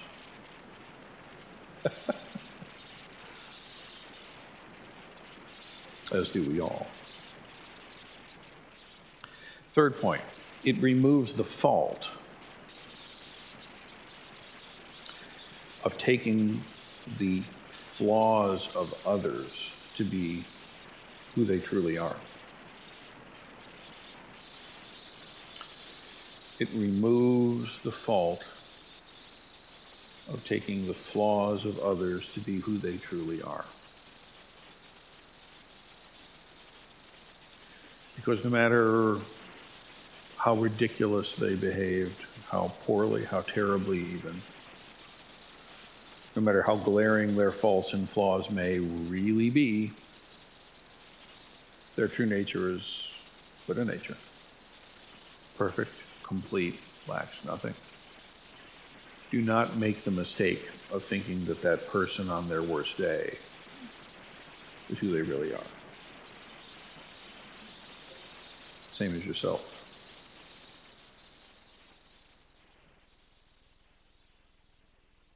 Or it removes the fault of taking Buddha nature, which is real, to be unreal. Number 4, it removes the fault of taking Buddha nature, which is real, to be unreal. As I said earlier, it's not really acceptable to just say, oh, well, it's just nothing, it's all emptiness, nothing really exists anyway, who cares?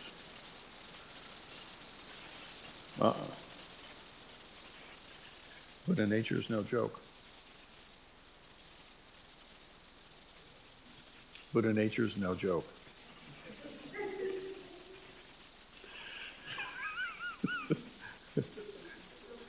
Oh, the thing before that? What did I say? Removes the fault of taking Buddha nature, which is real, to be unreal. Okay. Now you'll see as we get to the teaching, there's 3 turnings of the Dharma wheel that the Buddha did, and they go in a very specific order, and your developmental process will go through the same order. Okay, and so that's one of the dark sides of one of the stages, just to say it now. And finally, it removes obstacles to true compassion. True compassion can arise because you see that your nature and the nature of all things are not separate.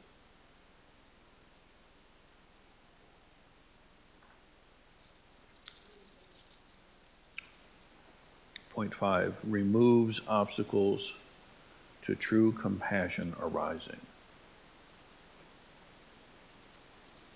Self and other are not two, nor are they one.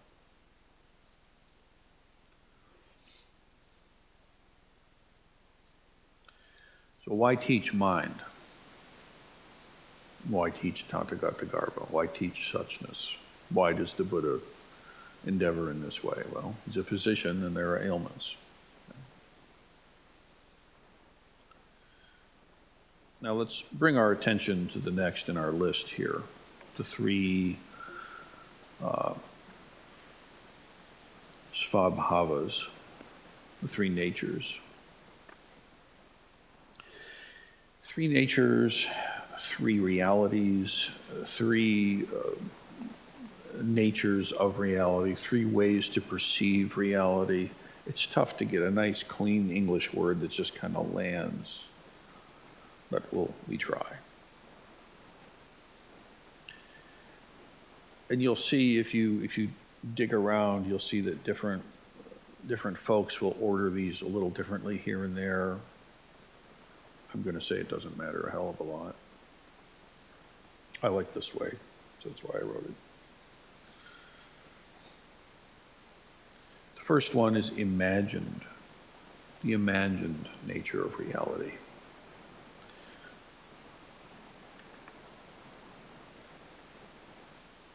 Now, what this means is when you're perceiving reality from this perspective, I think you could think of it that way pretty elegantly. These are modes of perception, okay? And when you're in this mode of perception, this imagined nature of reality, what this language is pointing to is that you perceive things as separate from other things. You perceive things dualistically. You imagine that the nature of things is that they're separate.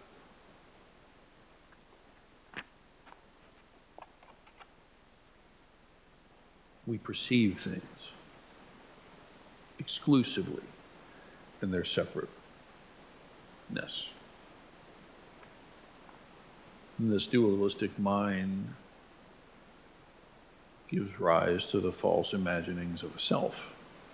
After all, if you're over there, then I'm here. And that's how that works. So that's a mind state. That's a way of perceiving.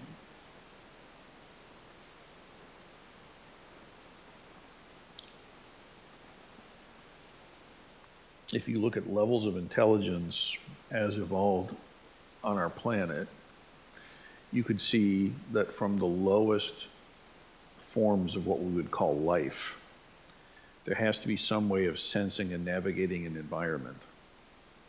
If there's any kind of sensing and navigating of an environment, then we tend to say there's life there. If we don't perceive that there's a sensing or a navigating of the environment, we tend to think if it's it's insentient. That's what we say. We don't think, we could be dead wrong about this, but we don't think that the sun actually has organs of perception. By our lights, it doesn't seem. We don't think that a rock is sentient. We could be missing the boat on this. I'm open to that, but it seems like not. I mean, but an ant, meaning like the little bug, okay, it's a much lower level. Maybe it's higher than a single-celled organism, but it's less than a mouse. There's a difference between insects and mammals, and so on. Does that make sense?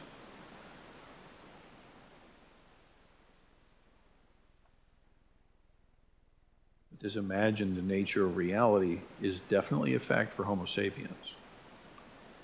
We can be in this mode where we see things as separate. Does an amoeba? I don't know. Maybe not. You? Yeah. Me? Mm-hmm. And there's another one, other dependent nature of reality. This is a little more sophisticated. it's a little more evolved, okay? This way of seeing, way of perceiving, sees things as dependent on other things, but it still sees things as things.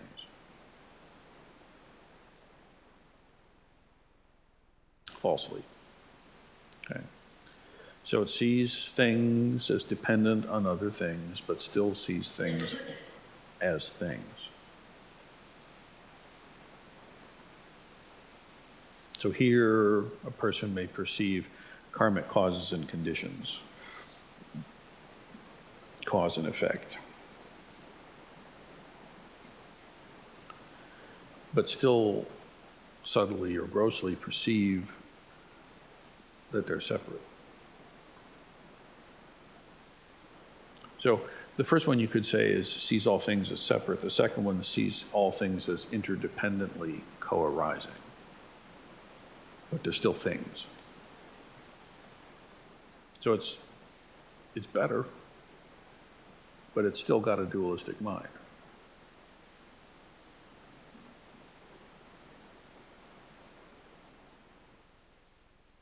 Now the perfected nature of reality, that mode is dwelling in true suchness, dwelling in true thusness. So you can see how this is a very convenient teaching mechanism, right? Like you start off in ordinary, sort of mundane, everything's separate, and then you can see how things are related. Actually, nothing is separate. Everything depends on everything else, and that's better. And then you actually get past that, and you can see that there's just thusness. Now these interrelate. Name and appearance, okay, the first two of the five dharmas, the dharma name and the dharma of appearance, naming and form perceptions, is what gives rise to this imagined nature of separateness. Oh, there's dad, there's mom, this is me, I want chips, okay? And it's that discrimination mind that the sutra kind of connects in some way to this cause and effect. You start to say, well, wait a minute, how's this happening? And obviously, prajna, wisdom, and Buddha nature are connected to the perfected nature of reality. That lines up pretty nicely. So again, these three natures, these are ways of perception of how we see what is real. But now we come to this Vijnana. Now this is a really big piece, okay? These are called the 8 divided consciousnesses. Okay. Now we need to linger here a little bit because you really want to get very clear about this, okay?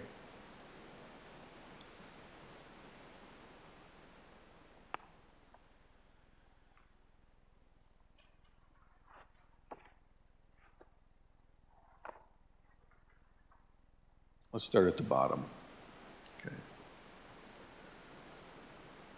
Eye, ear, nose, tongue, body, and mind. And this should ring familiar from the Heart Sutra, okay? As I've elucidated in some depth in different places during this Ango and elsewhere, you have to understand that this is talking about divided consciousnesses. There's an unawakened and then there's an awakened version of these, okay? And I'm going to elucidate the unawakened one right now. So for each of these, eye, ear, nose, tongue, body, mind, the first 6, okay, they all function the same. There's the organ of perception,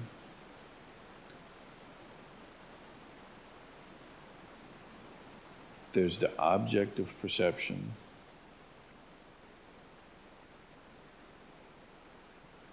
and then there's like the organs divided mind consciousness, separate consciousness of that organ.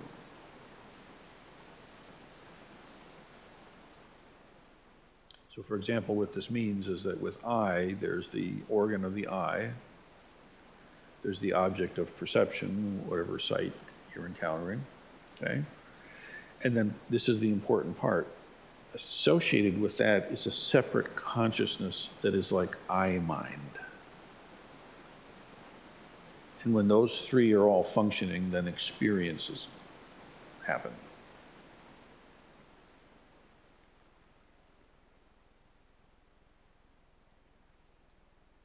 And again, I'm going to assert very strongly, this is not a metaphysical truth claim.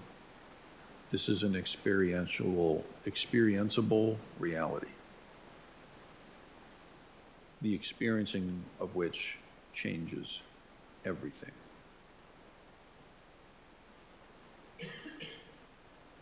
Just to put it there. So now what happens is that as the I accrues experiences and is processed by I consciousness goes through this similar business about in some way categorizing and having positive and negative feelings, and it starts to have an agenda. It starts to be drawn towards certain things and disgusted by other things, and having a neutral feeling about yet other things. Positive, negative, neutral, man. It's always the same.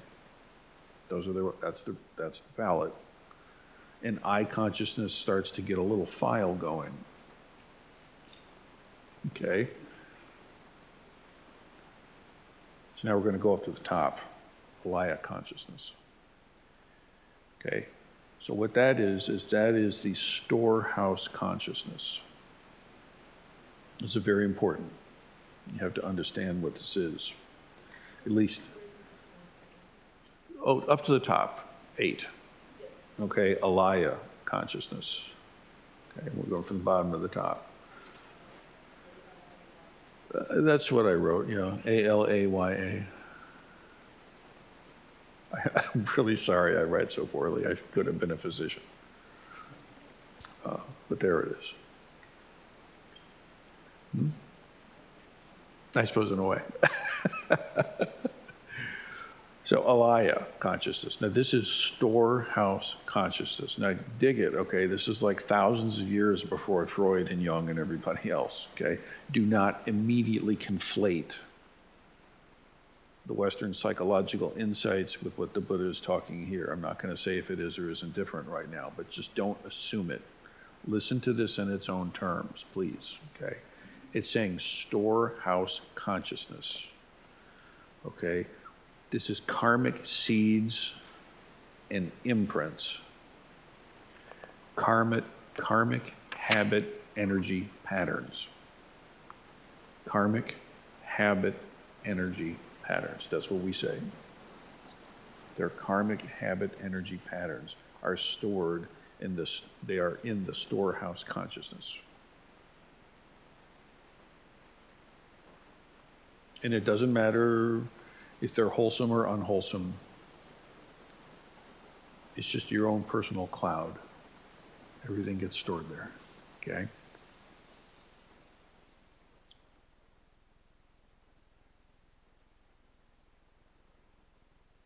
Now that karmic seeds and that karmic imprints and that karmic habit energy patterns has a direct effect on that imagined nature of reality, that way of perceiving. Every seed that manifests becomes a cause, which creates another seed, and the thing just keeps churning. Okay? That's how it is.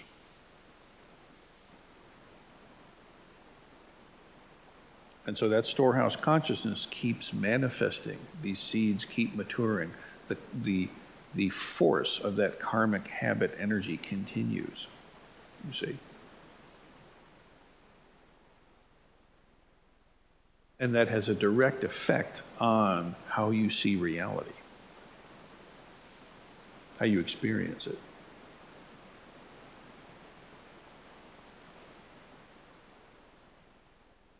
So let us go back to the I consciousness. Okay, you've got this little I-mind triad running here. And it sees a beautiful sunset on a vacation, let's say. EYE, little gelatinous thing in here. Right. So it starts to, you're on a vacation, you see an amazing sunset or something, and it kind of burns into your mind's eye, your eye's mind. Wow, that's great. And like, that's what a sunset's supposed to look like. Okay? And that goes into the storehouse consciousness. That's what sunsets are meant to look like. That's a karmic seed. It's gonna grow. So then you come home, and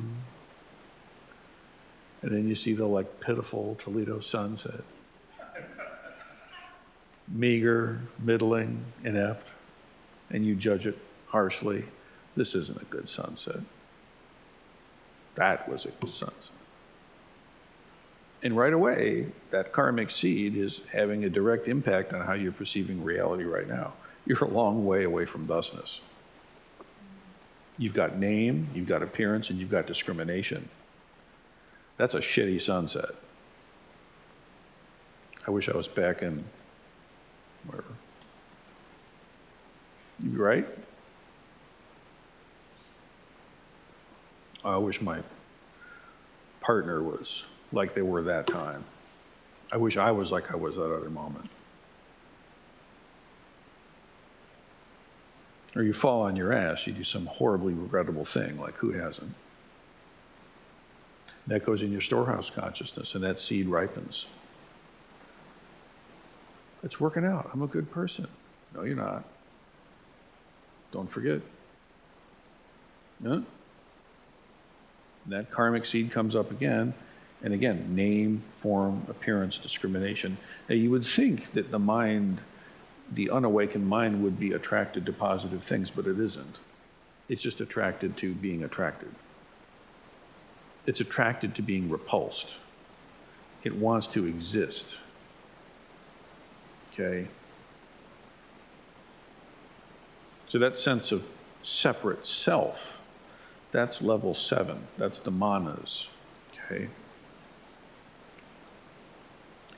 The way the sutra expresses it is that below the storehouse consciousness or above it, depending how you think about it, we'll go with above it. Let's just say separate from it. There is this ever-present sense of I am. This false sense of a self that seems to be in some way the governor or the honcho, sort of running this parade.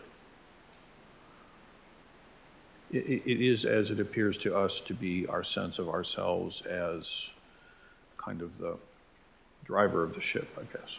The experiencer, the thinker of the thoughts, the seer of the sights, the hearer of the sounds. That to us is beyond simply the I, the object of perception, and I mind. There's something that happens when you have an eye and an ear and a nose and a tongue. And let's add mind in that. Because mind, after all, is simply, we could say the brain, and the object of perception of that mind is thought. And then there's kind of like a brain mind. And it does the same thing. It has thoughts it wants to think and thoughts it doesn't want to think. And that stuff ends up making deposits into the Alaya consciousness. And one of the results of all of this is this manas consciousness, which is this sense of me.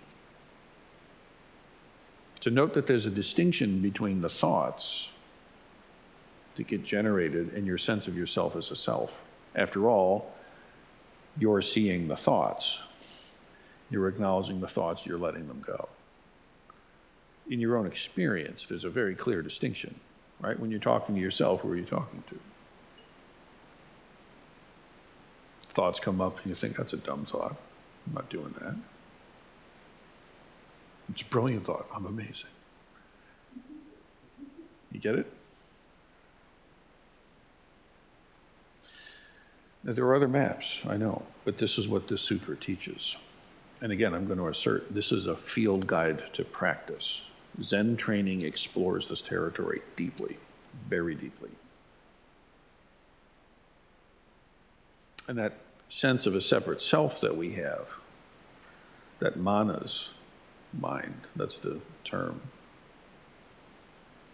It's this false sense of I am. And basically what happens in the deluded, uninstructed, sentient being trapped in dukkha is that we have this combination of experiential reality that's going on with the senses. We probably don't notice that we're not our thoughts. We take our thoughts to be who we are. We conflate mind and manas. And also we conflate alaya consciousness. It just seems to be our preferences. We kind of lump them all together, uncritically examined. And it basically creates this imagined nature of reality, which is reinforced by encountering things and naming them.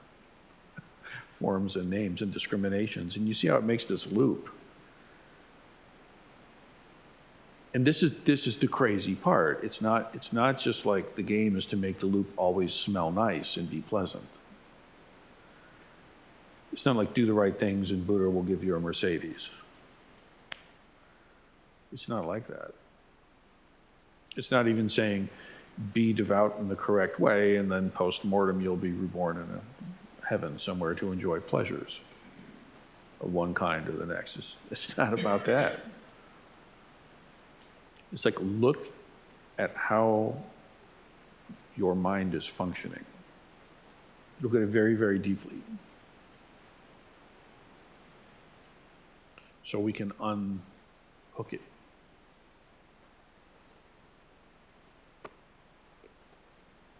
So now when purified, and I want to make this point very strongly, when purified, okay, all of these are the exact same as Buddha nature. They're not separate from Buddha nature, they never have been. But when they're purified, you realize that and you actualize it, and what you end up with is the play of clear light mind.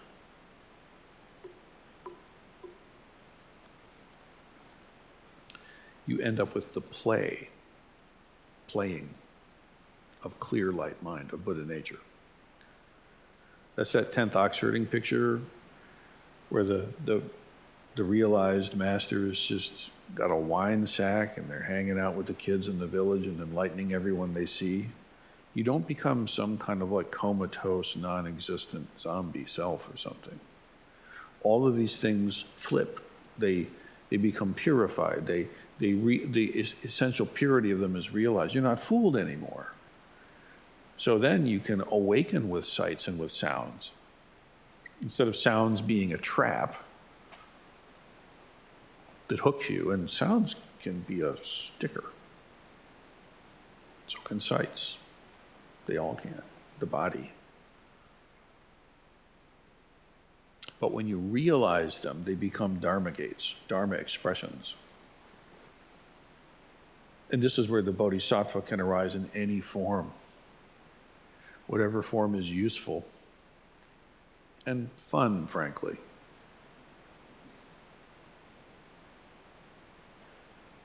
You know, we start with a vast empty. And then luminosity begins to accrue. And then the bodhisattva then manifests from this. It's like this.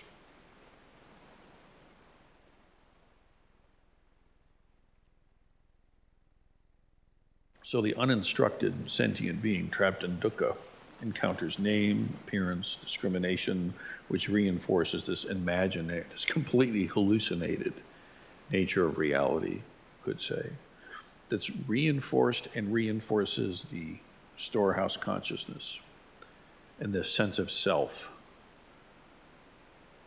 all of which has the fuel of the sense organs burning with their own desires. Can anybody relate? Okay.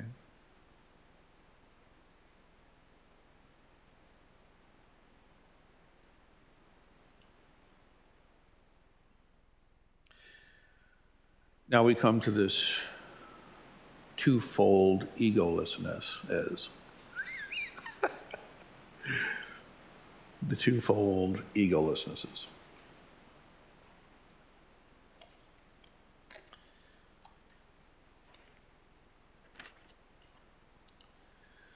Yeah, okay. This is the last component so far. Okay, the first is the egolessness of self.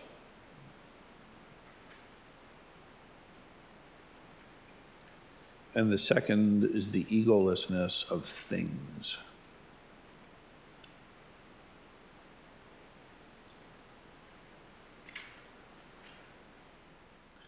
The egolessness of self. Now, ego, you could equate in some way with that seventh level consciousness, that sense of egoic self. That's manas consciousness.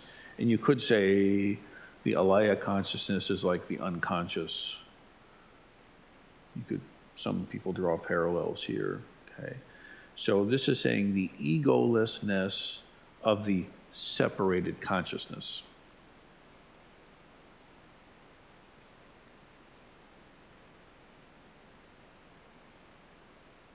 And the second is the egolessness of things.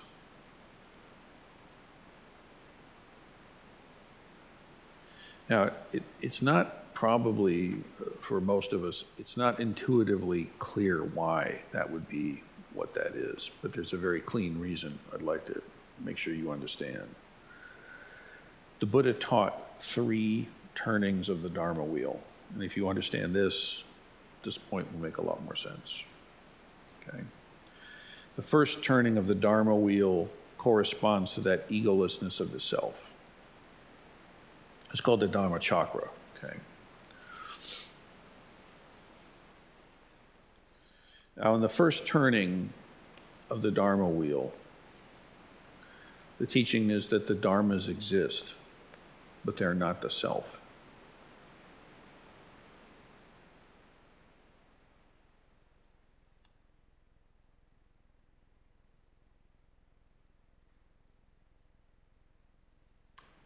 If I make an analogy of a dream, person, you're dreaming, okay, and let's say it's a really scary dream, and you're being chased by some horrible monster in your dream. The first turning of the Dharma wheel would be like the Buddha saying, look, realize that this is not really you. You're dreaming. Okay? You really aren't being chased by the monster. If you look closely at the you of this dream, you see there isn't one. And so the stress of the dream is put at bay, relieved. Oh, I'm dreaming. This isn't my real me. Does that make sense? That's the egolessness of self. You look very closely at the skandhas of your experience, and you say, oh, there's no self here having this experience. Got it. That's the first teaching. And there are Buddhist traditions that really land their dime right on that. And I bow to them. Very noble. And there was a second turning of the Dharma wheel. Dharma chakra, right? And that's the egolessness of things.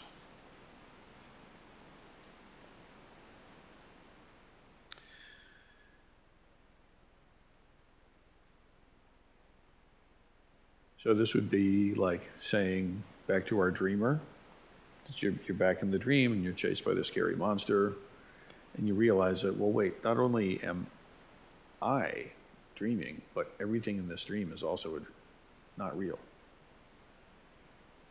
The scary monster that's giving chase, or the height from which you're falling, it's not true. The first time you realize you're being chased by this monster, and it's really scary and all, but you're dreaming. The monster's still chasing you, but you realize that I'm just dreaming. The second teaching is, oh, the monster isn't real either. I'm in a dream. There's a difference.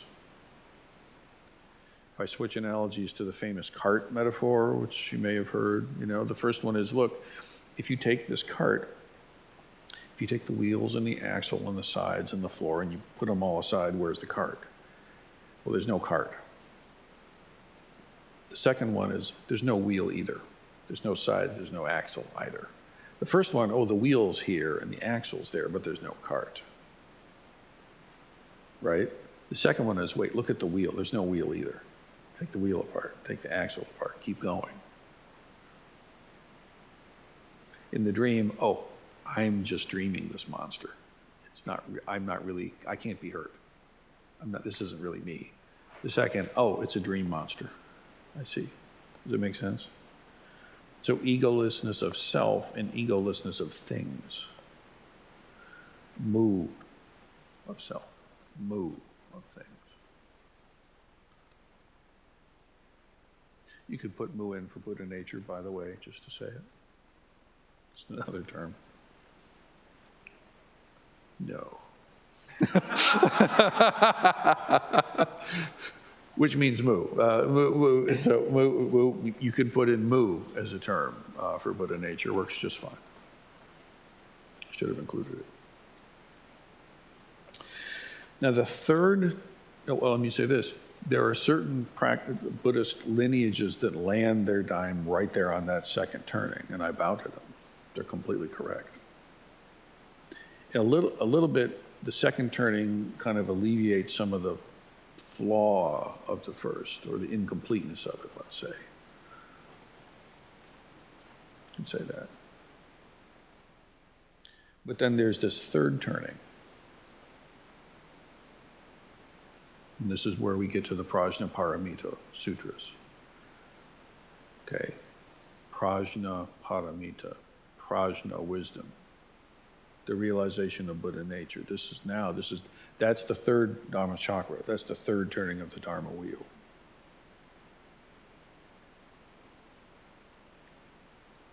And that's the one where you realize that my sense of myself and everything in this dream are of exactly the same nature of mind. It's all a light show. And it's all the substance of mind.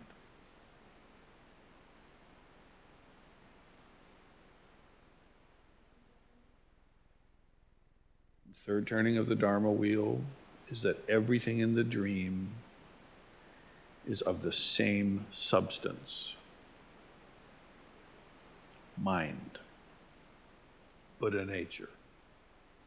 Mu. Clear light. Thusness. I'll pick the name according to your disease, but it's the same.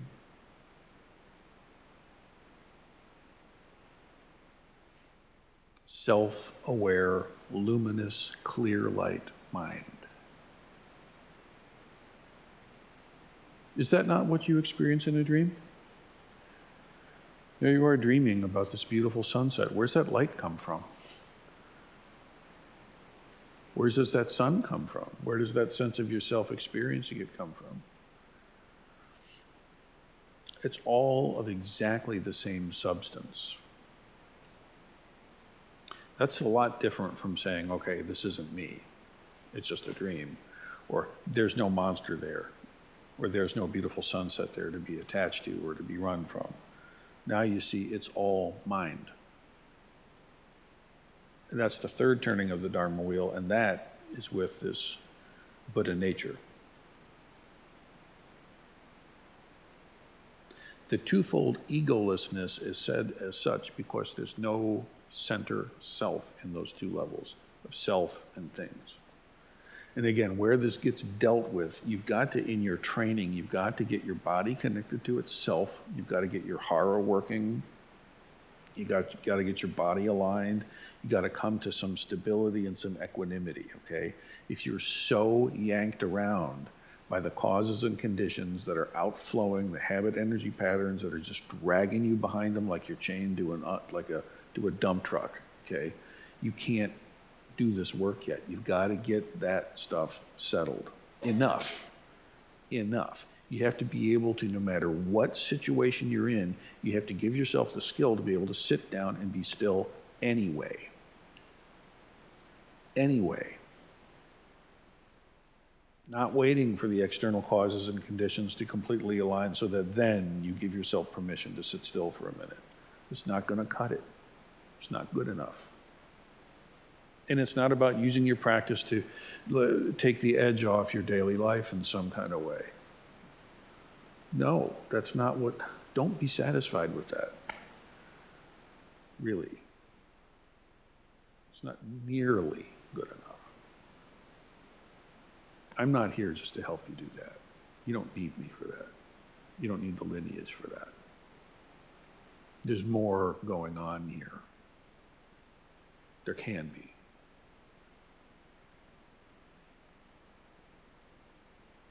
If you actually give yourself the gift of learning how to take custody of your body and settle in and be stable, we use the breath for this.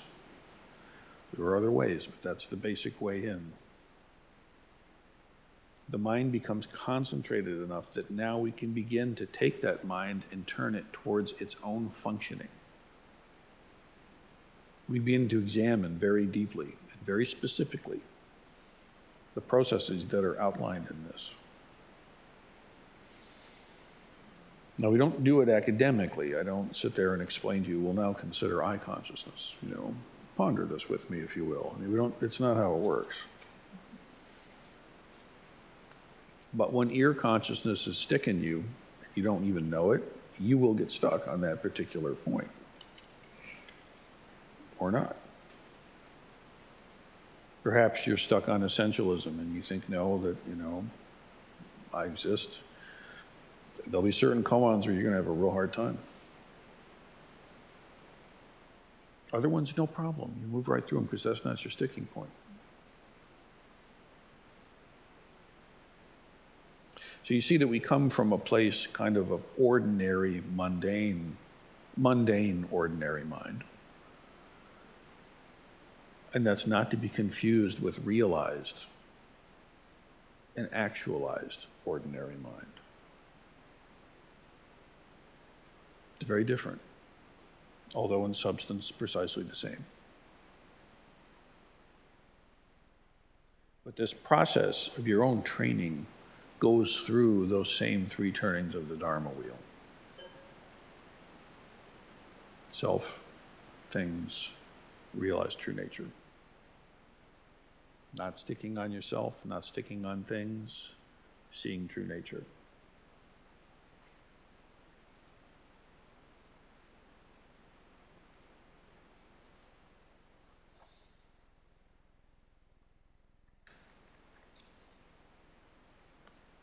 Looking at all the pages here.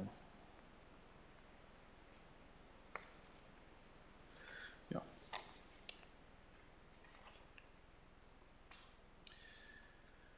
So I think I've concluded elucidating as much as it occurs to me it would be useful to talk about. They were all thoroughly versed in the 5 dharmas, the 3 svabhavas, the 8 vijnanas, and the 2-fold egolessnesses. And as I said, to my eye, that actually is the bones of the whole sutra, right in there. So let's take a few minutes, let's take a little break, ponder, see if you've got some questions, some things that I can help clarify, sort of with this kind of overarching conceptual framework. And we'll make that the morning's effort. We'll conclude, I think, at noon, and then we have lunch together. Does that sound right to everybody? Okay, let's take a little break. Please get your questions together. We're not going to do triads and stuff. There's no time for it.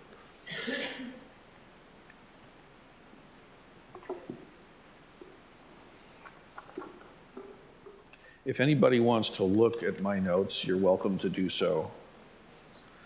I don't make any claim you'll be able to read them.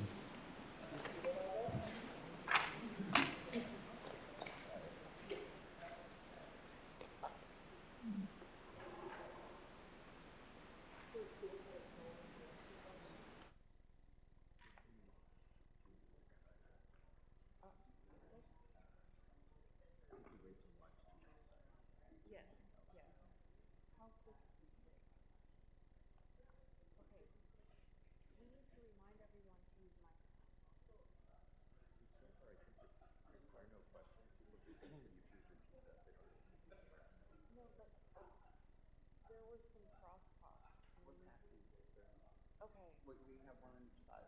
We'll pass the questions. Okay. So if anyone asks a quick question and it isn't mic'd, can someone in here make sure that, no, they repeat it into the mic? Okay, thank you.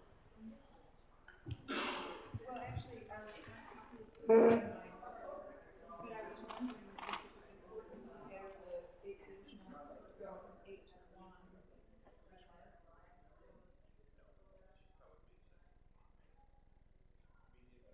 There are some other folks that it's kind of you start pushing around the head thing. The orders get moved around. I really was like, you tell me. It's actually just it's a good way to Yeah, the way you articulated it in today's discussion makes sense to me, so that's how I would probably do my notes.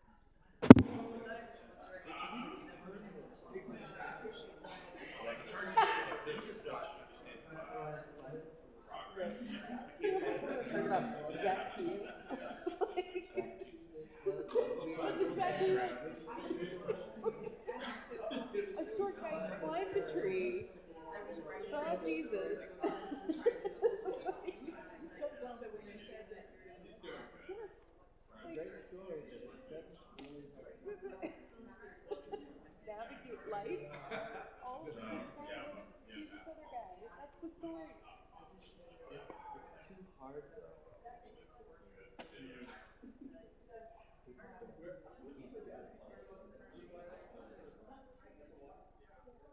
I've been thinking for a while now, like Christianity has given me like the Dharma, the telephone here.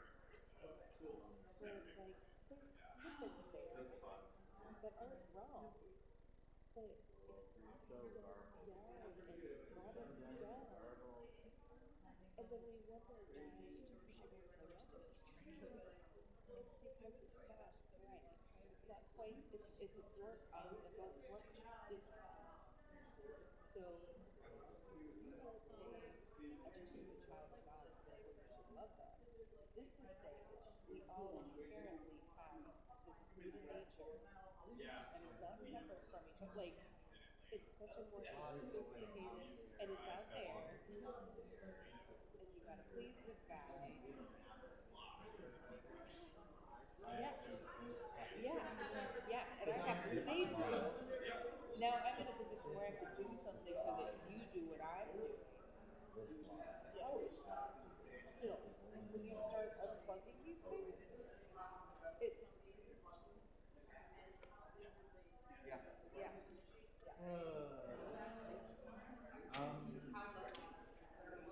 Really, we should probably like a little turtle. One or two We are going to do some clarifying archive versus history. This is an interesting one because if you want to make the archive much more specific to groups previously,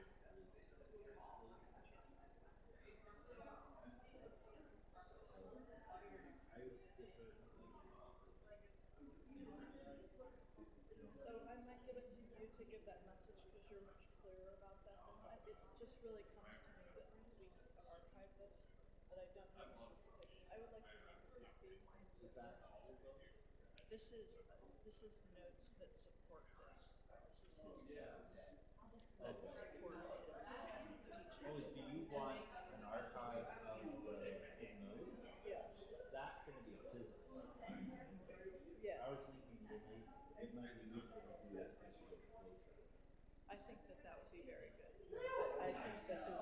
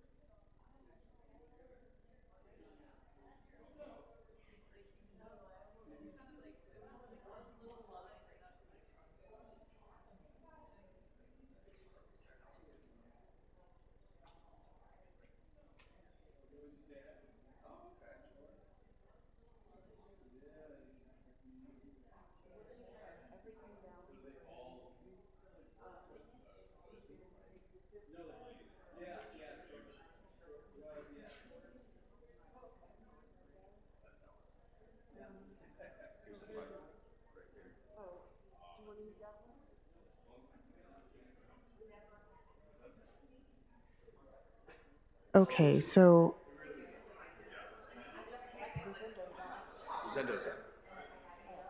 Good. You could hear me. okay, Suju, how does it sound? Okay, so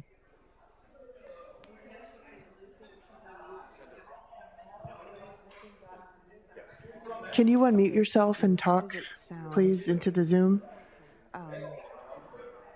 Testing, testing, testing, testing, Can you unmute yourself testing, and talk, please, into the Zoom? testing, testing, Wait, you know we can't hear testing, testing.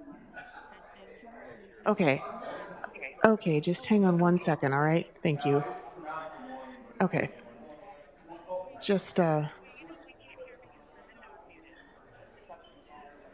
echo is back. Okay. Just hang on one second, all right? Thank you. Okay. All right. Just, that's good to know. We're just testing it. And the echo is back. Okay. And so this is something that's good to know. So interesting. The Zendo, no, here's what we need to do. I know what to do. Hang on a second. It just involves walking back and forth. There's one thing that I need to do here. I know what to do. Hang on a second. It just involves walking back and forth. There's one thing that I need to do here.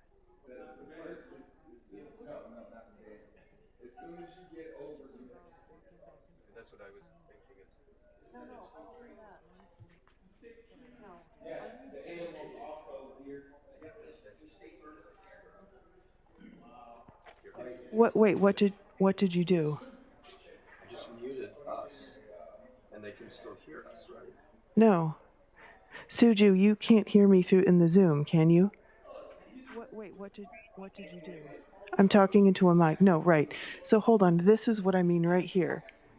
Okay. Now, you can't hear me through in the Zoom. But we can't leave it muted, but this is to test if it's the actual cart. So Suju, how is the echo now? Are you getting any kind of echo or feedback? No. You are still doing it. So it's not looping through the cart either. It's our sound system. Right, I know. There's no way it could because Okay. it's the. No. You are still doing it. So it's not looping through the cart either. It's our sound When system. we mute here, they can't hear us. Right, I know. Because that's Buddhist temple too. Right. Okay. When we mute here, we stop the echo, which means it has something to do with the output of the PC1.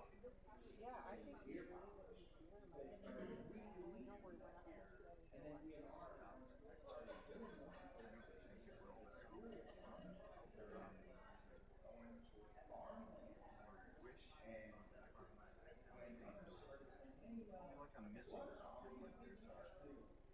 There's another.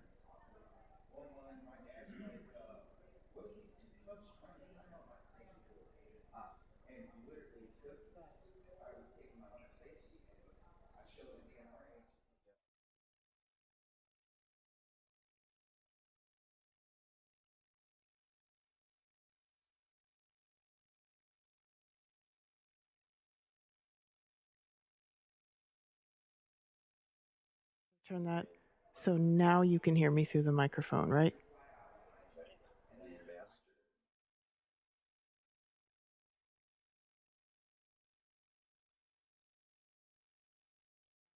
No. Okay. So we think this is something within our interaction.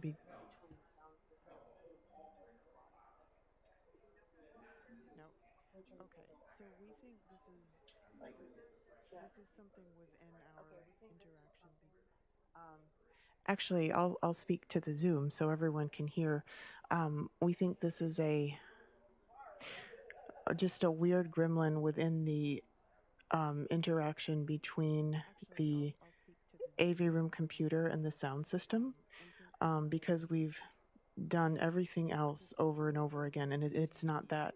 So, Suju, can you please, well, what I said, solicit any questions from the chat, and one of us, maybe Zuiho, will voice from the chat the questions. So hopefully everybody could hear that. Okay. All right. And then what I think what is going to fix this is we're just shutting everything down during lunch and starting fresh. And hopefully that will all go away. Okay? And of course, it's one of us will be taking over as Zoom moderator. Are you still there?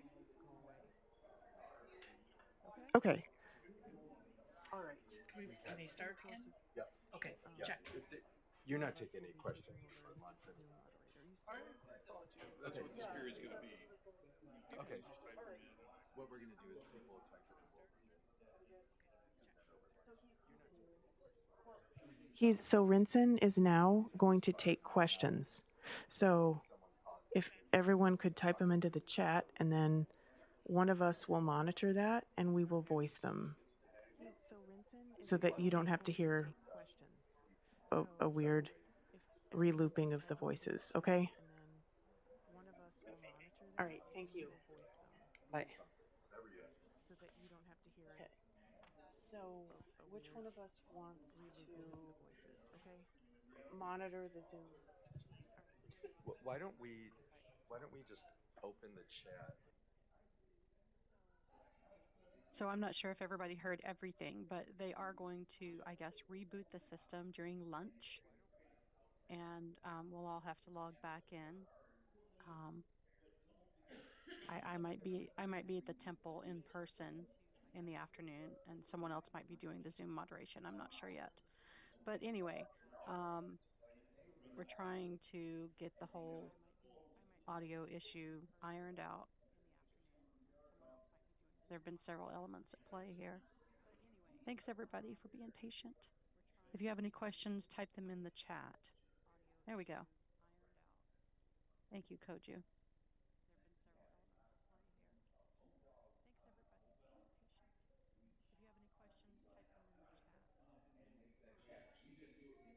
Make sure you type them into the group chat rather than to me directly, because they can't hear anything we say.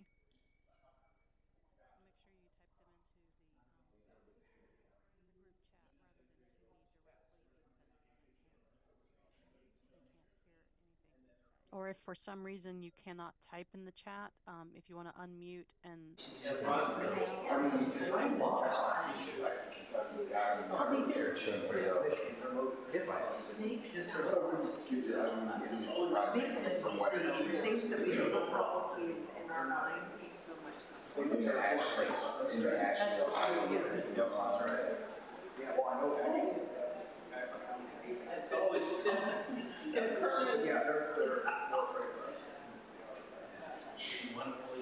more afraid of us.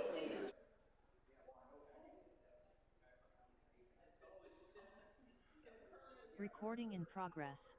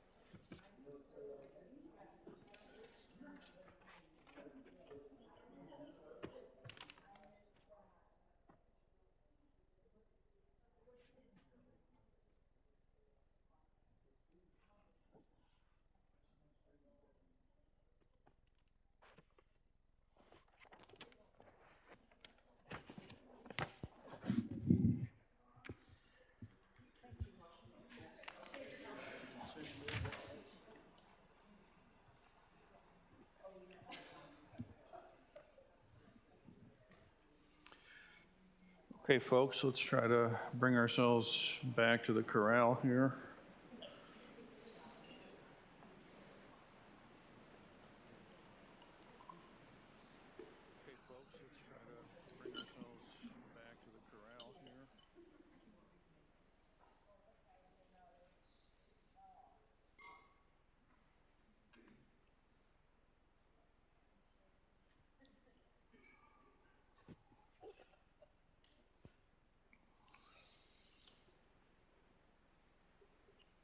All right, thank you, everybody. So as I mentioned, I don't suppose that we're going to do, well, we're definitely not going to do triads right now.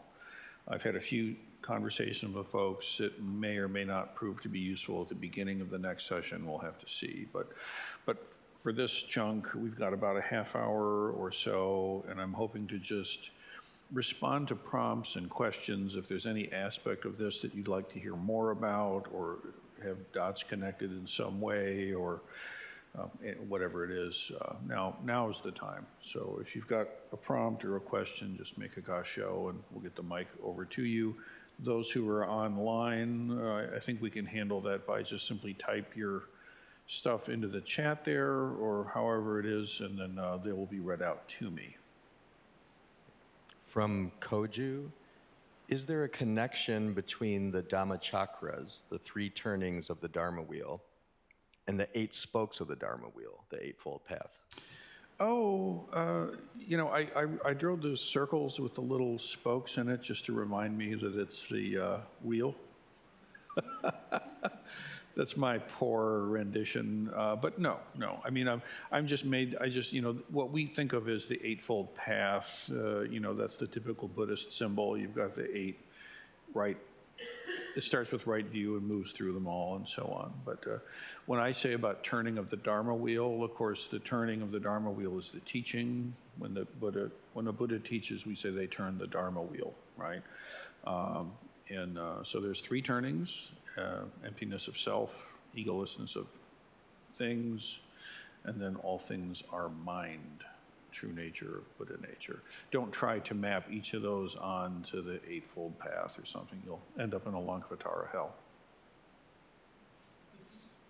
Okay, other queries? Kaishan, let's get the mic to you.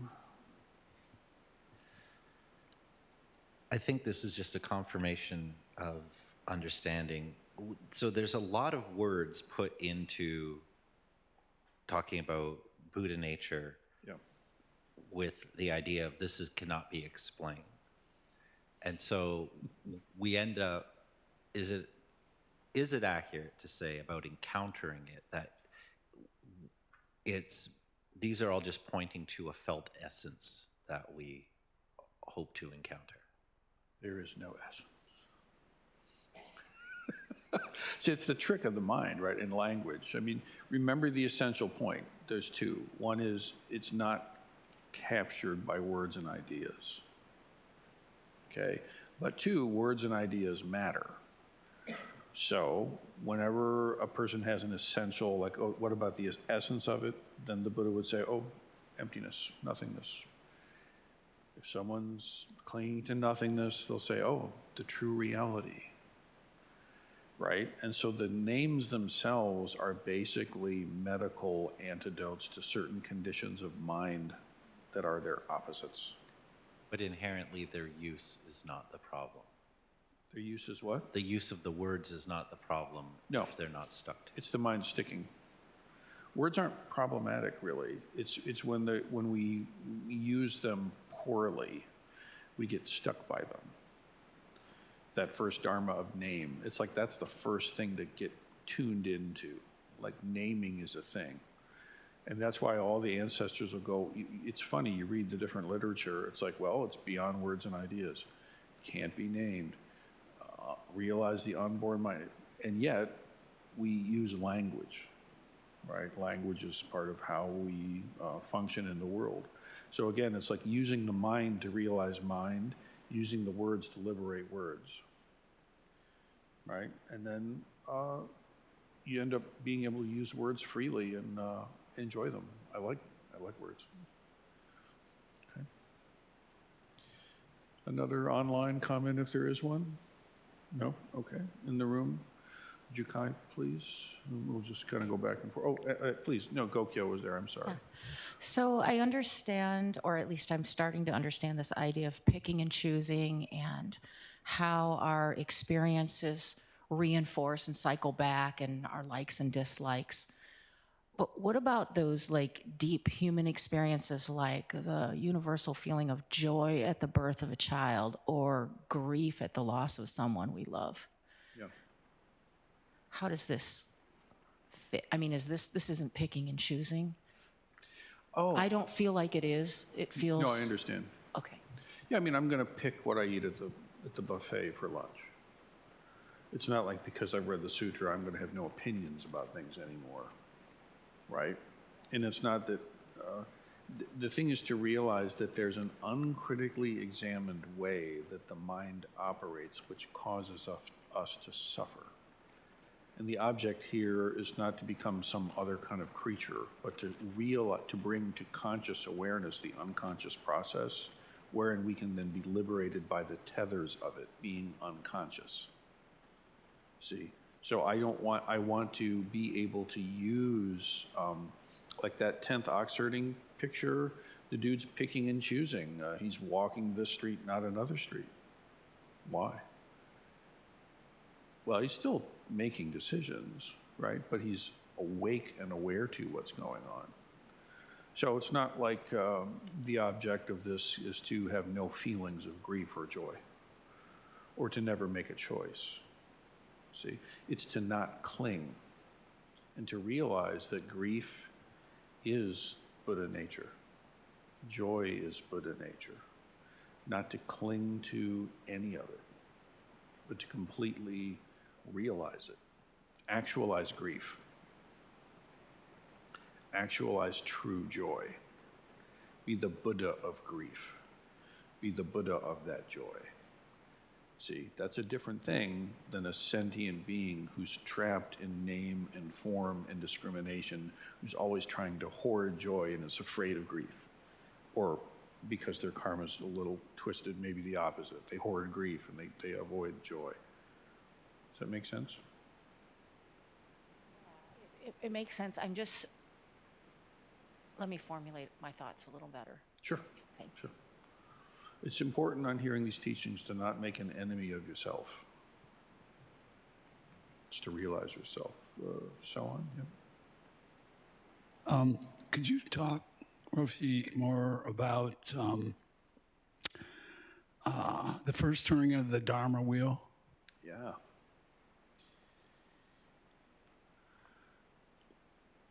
The first thing you have to realize in your own training is that the separate consciousnesses that in physical components of the body that aggregate into the sense of yourself being a person as a self-sustaining, permanent entity are false. That's the first target. The first arrow has to go there. Of necessity, this is the case.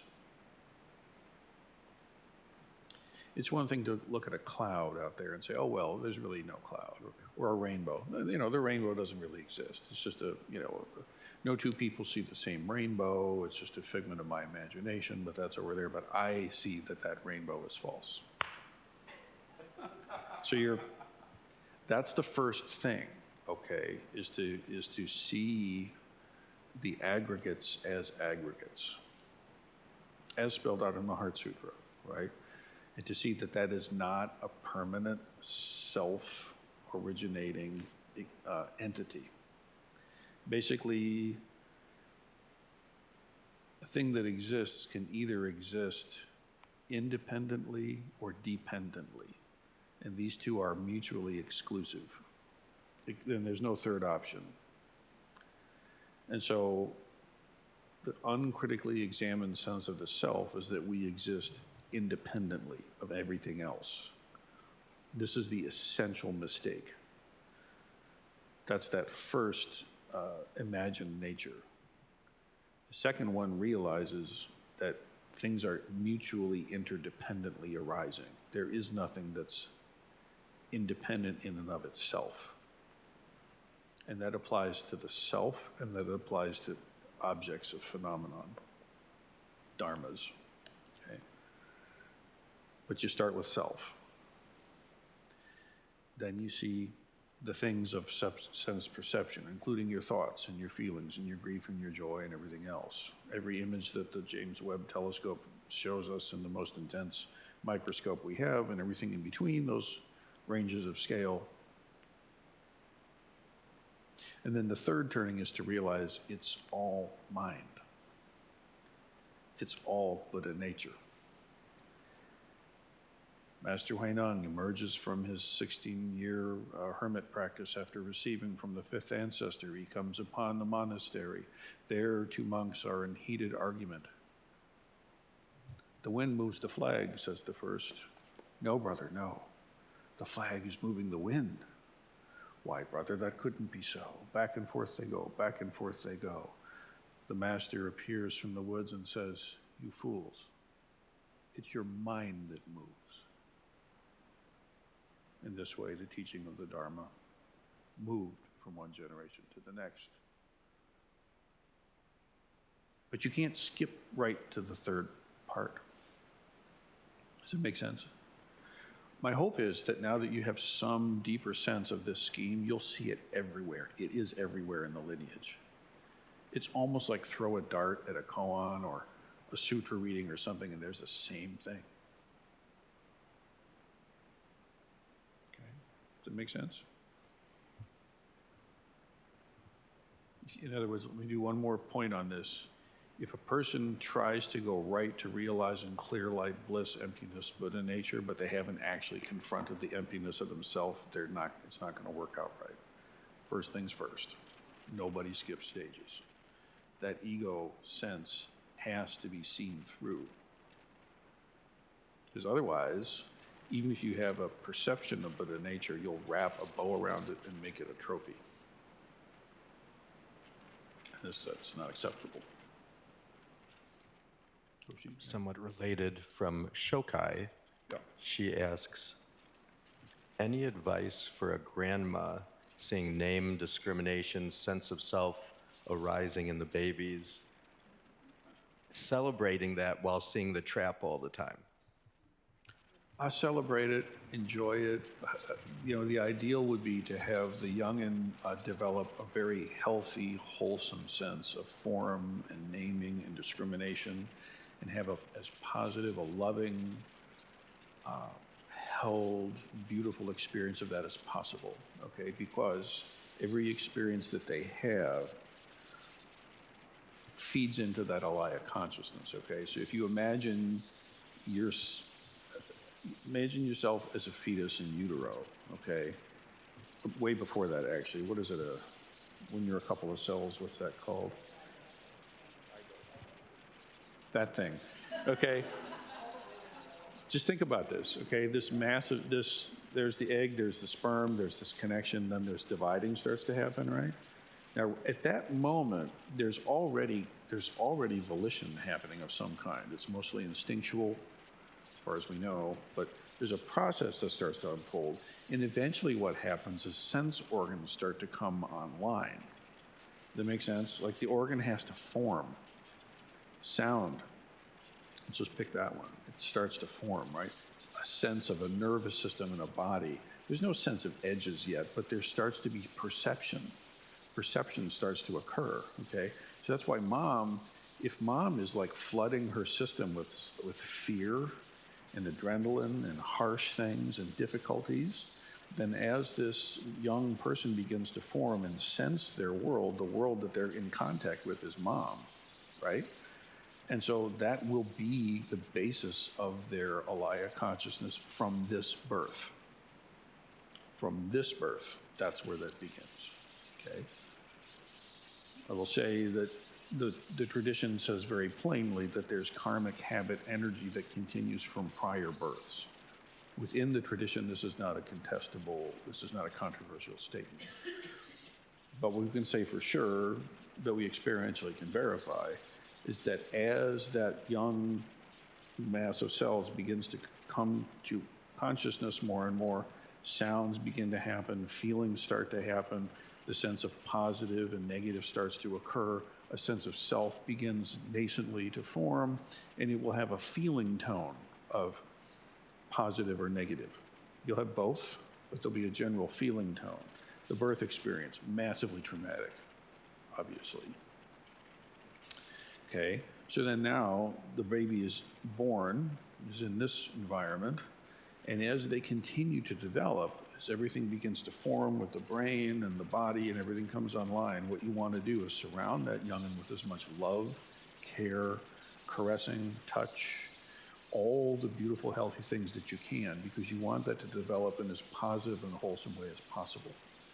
And no parent can ensure that every single aspect of the Alaya consciousness that gets fomented into this young person's life is reachable by you. It's not. They come in kind of preloaded. We all do. However you explain that is fine. The tradition explains it in terms of rebirth. There are other models you could use, that's fine. But what is fact is that whatever you can touch, touch lovingly. Whatever you can affect kindly. Make sure that that young person feels a healthy, wholesome sense of development. You want them to be able to come to a healthy discrimination, because here's the fact, okay? If you don't separate into this individual dualistic consciousness, you have no opportunity to realize oneness. You can't realize that which you haven't separated from. So, like my pug has never really gone through the process of a full Homo sapien level realization of separate self. There's no name going on, okay? There's no sense of mortality. Because the sense of separation is not complete, the seeing through it can't occur. So you have to have the healthiest possible individuation, and that's the setup, so that now you have the capacity to actually see through it and come to realization, and then you integrate these things. Does this make sense? If some Homo sapien were to develop insufficiently and they never actually had that sense of separation, this is a tragedy. It's not the same thing as a person who's gone through the separation process and found their way back. Don't confuse that with this. Does it make sense? So the separation is going to happen, celebrate it, enjoy it. It's because you're evolved that far along, you have the possibility to come to awakening. Precious human life. It's in the human life, it's in the human form that you have the capacity to come to awakening. Because you have the capacity to be completely separate in your mind. The way a moth we don't think does. Does it make sense?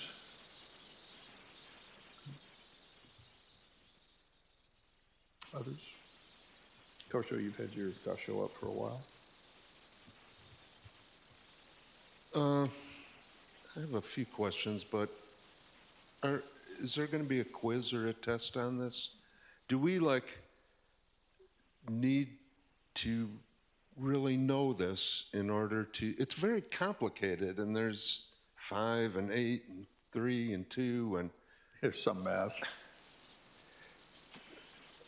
Do I really need to know this and in order to realize my Buddha nature, or no? What you do? No, you don't. But you don't need to have the schematic in your head. But what has to happen is you actually have to realize yourself, and when you realize yourself, this is a way of describing what's happening. That's for sure. And what do you call this? Is this paper. Religion? Is this philosophy? No, well, it's a piece of paper. This is paper, but what we've been doing. I have spoken. Next. No, really, is it? No, really, I answered. I really have spoken. It says name. The first thing is name. Yeah, okay. Piece of paper. My name is Chikai. You were describing the words to describe Buddha nature as an antidote. Mm-hmm. And I think of at the beginning of the session the words that you and Sensei have used to, I think of them as words to inspire our awakening, to guide us during the session. They always just feel just like the perfect word of the moment. And I find that some of them land on me more than others. So this word luminous. If this word luminous lands for me in my practice in a way that just really just brings me to that spot. Yeah. over time, is that my mind doing, like, holding on to something, or am I using it as an antidote? Do you see, like, if I begin...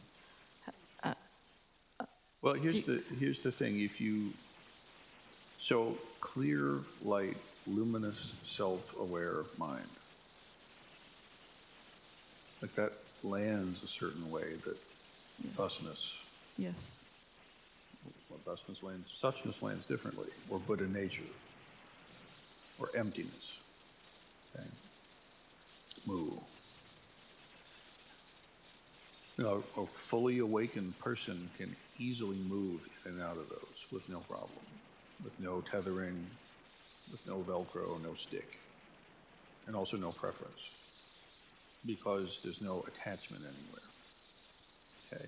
Now, along the awakening, enlightening journey, and it is one, there'll be times and moments where one or other of those kinds of ways of looking at it is compelling or scares the shit out of you. And you want to notice all of it. Does it make sense? If there's a certain view or perspective that feels nourishing, see it, acknowledge it, don't cling to it, but take the nourishment. If there's a certain view that seems to like send the shivers right up your spine, see it, acknowledge it, but don't turn away. There's a reason why that's scaring you. It's not you that it's scaring, it's the causes and conditions of your suffering. Your ego's freaking out. What is it that's scared? Why? Or maybe the other way. What is it that's so pulled in by this? You see, again, remember, there's some very, very important distinction. Buddha nature is not an object of perception from an individuated, separate consciousness. Okay? Buddha nature is something that's realized in your direct experience, and there's no way to do that without connecting to the lineage and the teacher and showing your mind and being seen and practicing in the presence of an awakened person. You can get glimpses, you can trip into it, you can encounter it, but to really train it, develop it so it's reliable, there's no other way to do this. And along that way, there's many different gears and perspectives that will, of their own accord, unfold. Each student's, each practitioner's alaya consciousness is a little different. We all come in with a little bit different, unique kind of shading, certain strengths, certain shadows. And you can trust the process. So you look at a sesshin and you look at the row and you think, okay, but he's sitting like a rock, it's happening. But, you know, what's actually going on with each individual practitioner might be quite different, including attractions and aversions and awarenesses and forgetfulness and on and on. Does that make sense? Okay. Okay, so I'm not sure how to formulate this question, but once you are an awakened Buddha, you've gone through the third Dharma chakra. Yep. Are you ever an unawakened person? Oh, yeah. Okay, so it's not like you're like, I'm awakened, and now every single situation I encounter is at my highest best self. You're still practicing it minute to minute, where you're like, wait a minute, this is my alaya. Yeah. Recognizing. This is a very, very important point. The karmic habit energy patterns persist after awakening.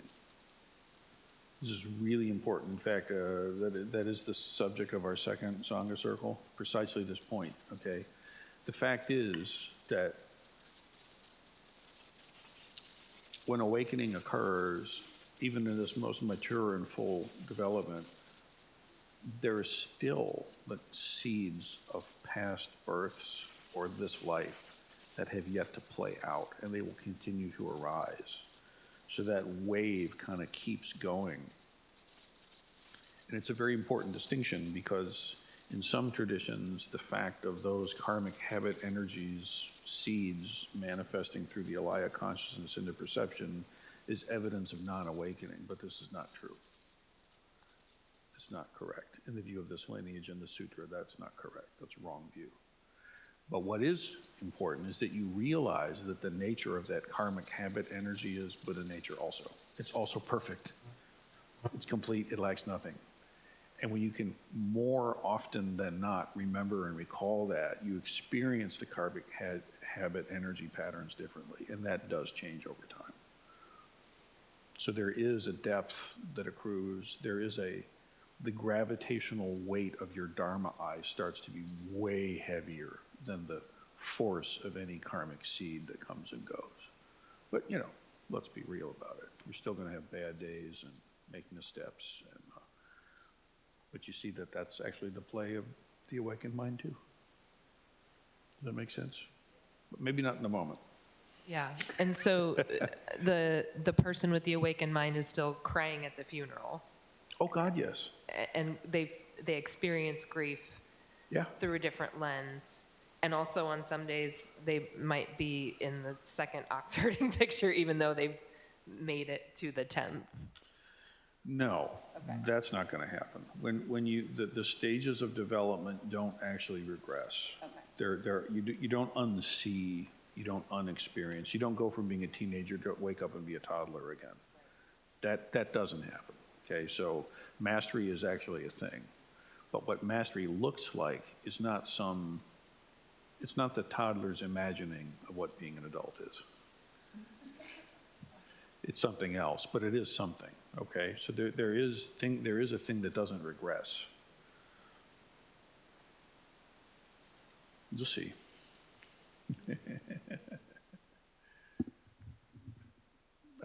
Yucho has a query. Yes, please. Two things, one simple. Can you interpret the third item under the svabhavas? It looks like protested nature of reality. Oh, yeah, I apologize. Perfected. Perfected, thank you. Okay. Yeah, I can scrut the runes. They're scrutable to me. It's perfected. All right, thank perfected nature of reality. Thank you. And then I think I have a misperception I would like you to correct for me, because when you say that with the Buddha nature, nothing can be added and nothing be taken away. Yeah. My first reaction to that was, well, wait a minute, what about greed, anger, and ignorance? Don't we want to take those things away so that we can experience Buddha nature? No, what you want to do is you want to realize that greed is compassion, anger is wisdom, and ignorance is wisdom. Ignorance is the true nature of self. When you awaken anger, it becomes wisdom. When you awaken greed, you realize you're greedy for everyone. That's called compassion. That's why I say you have to purify and awaken to the true nature of things and not come from a small, diluted view. Wow, am I glad I asked that question. Thank you. Yeah. We use the word purify, but it's a little bit odious of a word, but it's not wrong. Manjushri holds the sword of wisdom, which is judgment, which is seeing clearly, which means it's seeing that things aren't clear and calling them as unclear. That's rejecting. Impacted wisdom manifests as anger, not this. At its worst, it manifests as hatred. But if you take that same and awaken it, it's wisdom. Compassion is greed for everyone, for all things. To say it sounds funny to say it, but it's like that.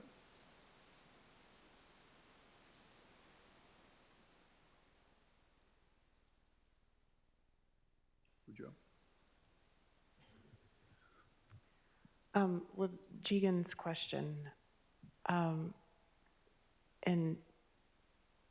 we've talked about this before, about like a regression, or, you know, just because you're awakened doesn't mean, and I feel like we've all seen glimpses of that in each other, and, well, I mean, and also of all our teachers too. I mean, like, you still have strong preferences and things that really set you off. And it occurs to me this is one more reason, well, for me personally, why Sangha is so freaking important, because I can struggle with hard things and regress and be my terrible version of myself, but it's in a completely different way amongst people who are also doing this work. Correct. And yeah, the Buddha said very clearly, you need the Dharma, you need the Buddha, you need a human Buddha you can interface with. You need to understand the Dharma itself, and you've got to have a community of practitioners. And this is the thing about it, it's like, to really take your seat in this zendo, and to really take your place in the mandala of this temple, you have to be practicing. You have to have the causes and conditions ripe enough that you can actually encounter and practice. Okay? Now, there are some folks for whom the causes and conditions are not yet ripe, but they're accruing merit, which is then directed to remove obstacles to their ability to practice. And as long as they're in the mandala in a way that does not cause harm to it, they may stay. But this is important to understand, that the mandala itself has an immune system, and it's focused towards the alleviation of suffering of all beings, specifically coming to awakening. So engaging in Sangha is a necessary aspect of it. And like you said, Bujo, it depends on the fact that everybody's practicing at their level, right? Because, like, how would I know if I'm just out in the world? Like, my sound as a jazz musician is the sum total of my preferences. That's what I sound like. The things I like are what I play, well, mostly. So is that deluded or is that enlightened? This was a big question for me in my younger days. There came to be a time when that was a very life and death question for me. Is this a mistake? In my training separation, I'm an artist, but am I supposed to not have choices? How do I mean, it kind of was like a centipede wondering which leg goes first. And fortunately, I had a very skillful teacher in my training. My teacher was able to help me work through this by saying, you know what, I want you to make a jazz record for me. Here's some other heavies, like a Shuso, who was a great alto player, Jinman Langabir, great player. It's like, wait a minute, so here's a senior disciple, which is no joke to get to that level, that's serious, who's like tearing it up. How does that work, right? Sangha. There's examples.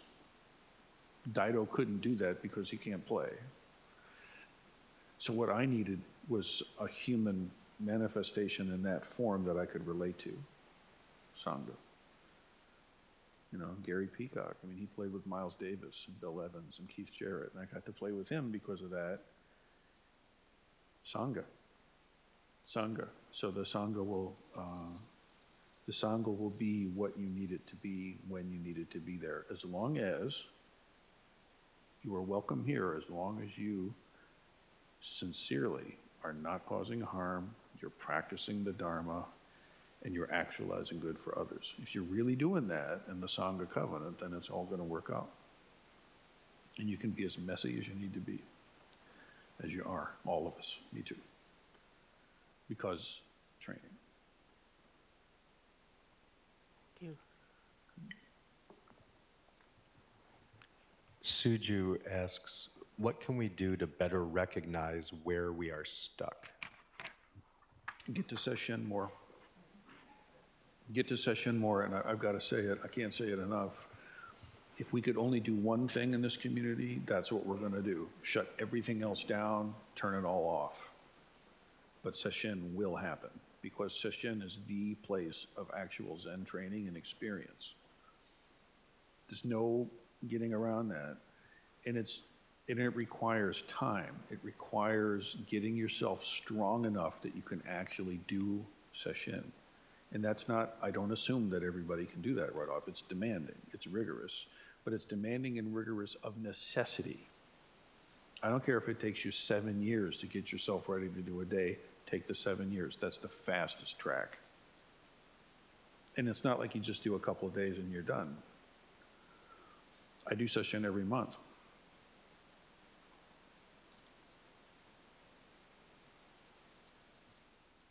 How do you integrate these awakenings? How do you get it from being just a little fleeting insight to actually being in your blood? Sesshin, zazen, koans, samu, liturgy, all of it.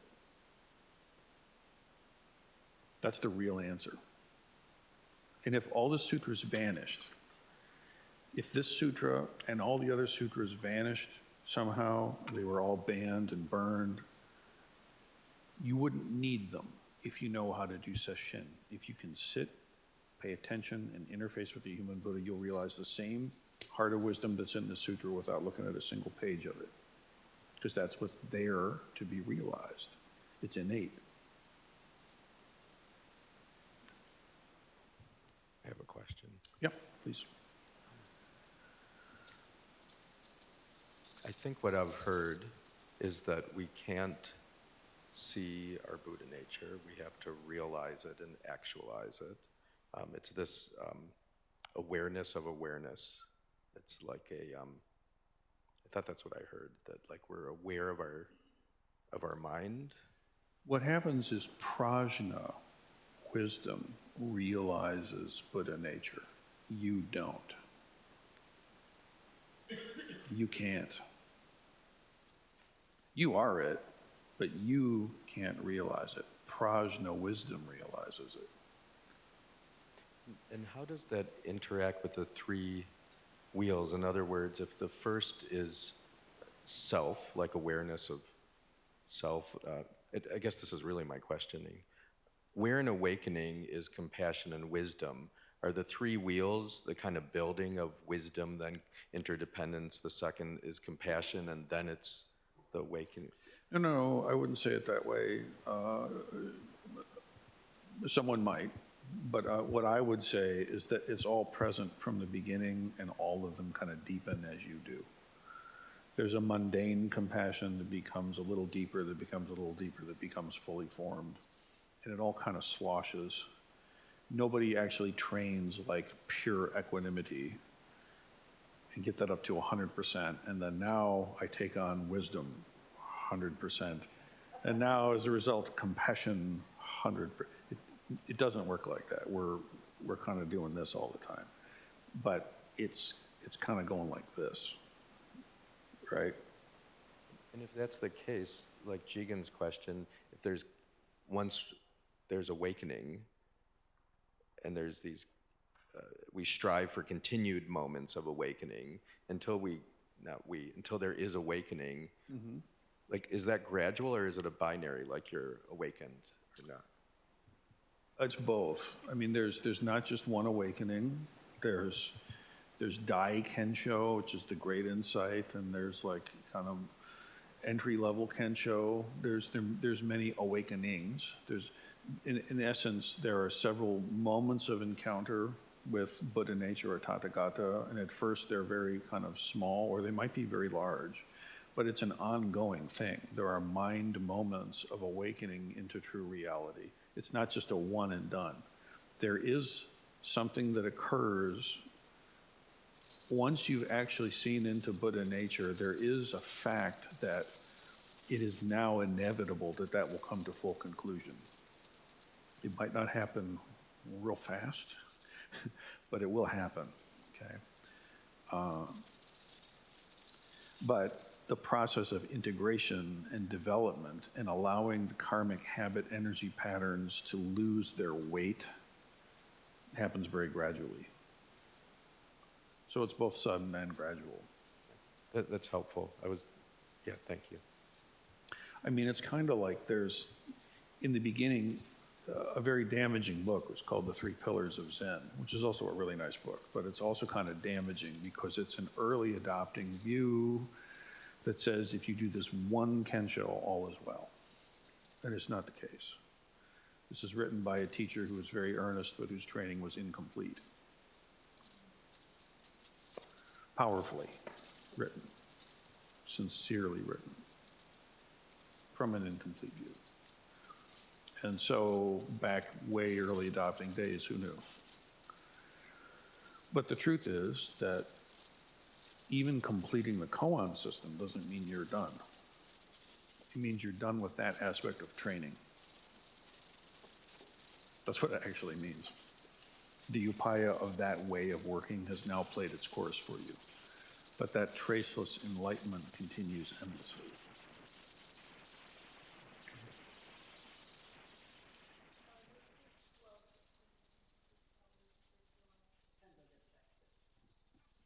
The Tenzo's been standing there absorbing the Dharma. What else would they be doing there? Yeah, so good. Okay, so let's dedicate the merit then. So may the merit of these teachings go to remove obstructions to all beings that have partaken in the teachings this day at this summit, bejeweled summit of Lanka. May their causes and conditions to their awakening be ripened and matured. May obstacles be removed for all beings throughout space and time. May this be so. Thank you, everybody. Let's have some lunch. Do we have any announcements that need to be voiced? I just have one thing. If you are a Shokai student or initiate, please make sure you sign in for your attendance on the table. A number of people are here that may not have things to rest with after lunch, but the dorm rooms are available for rest practice, so find a blanket and a pillow and use rest practice well.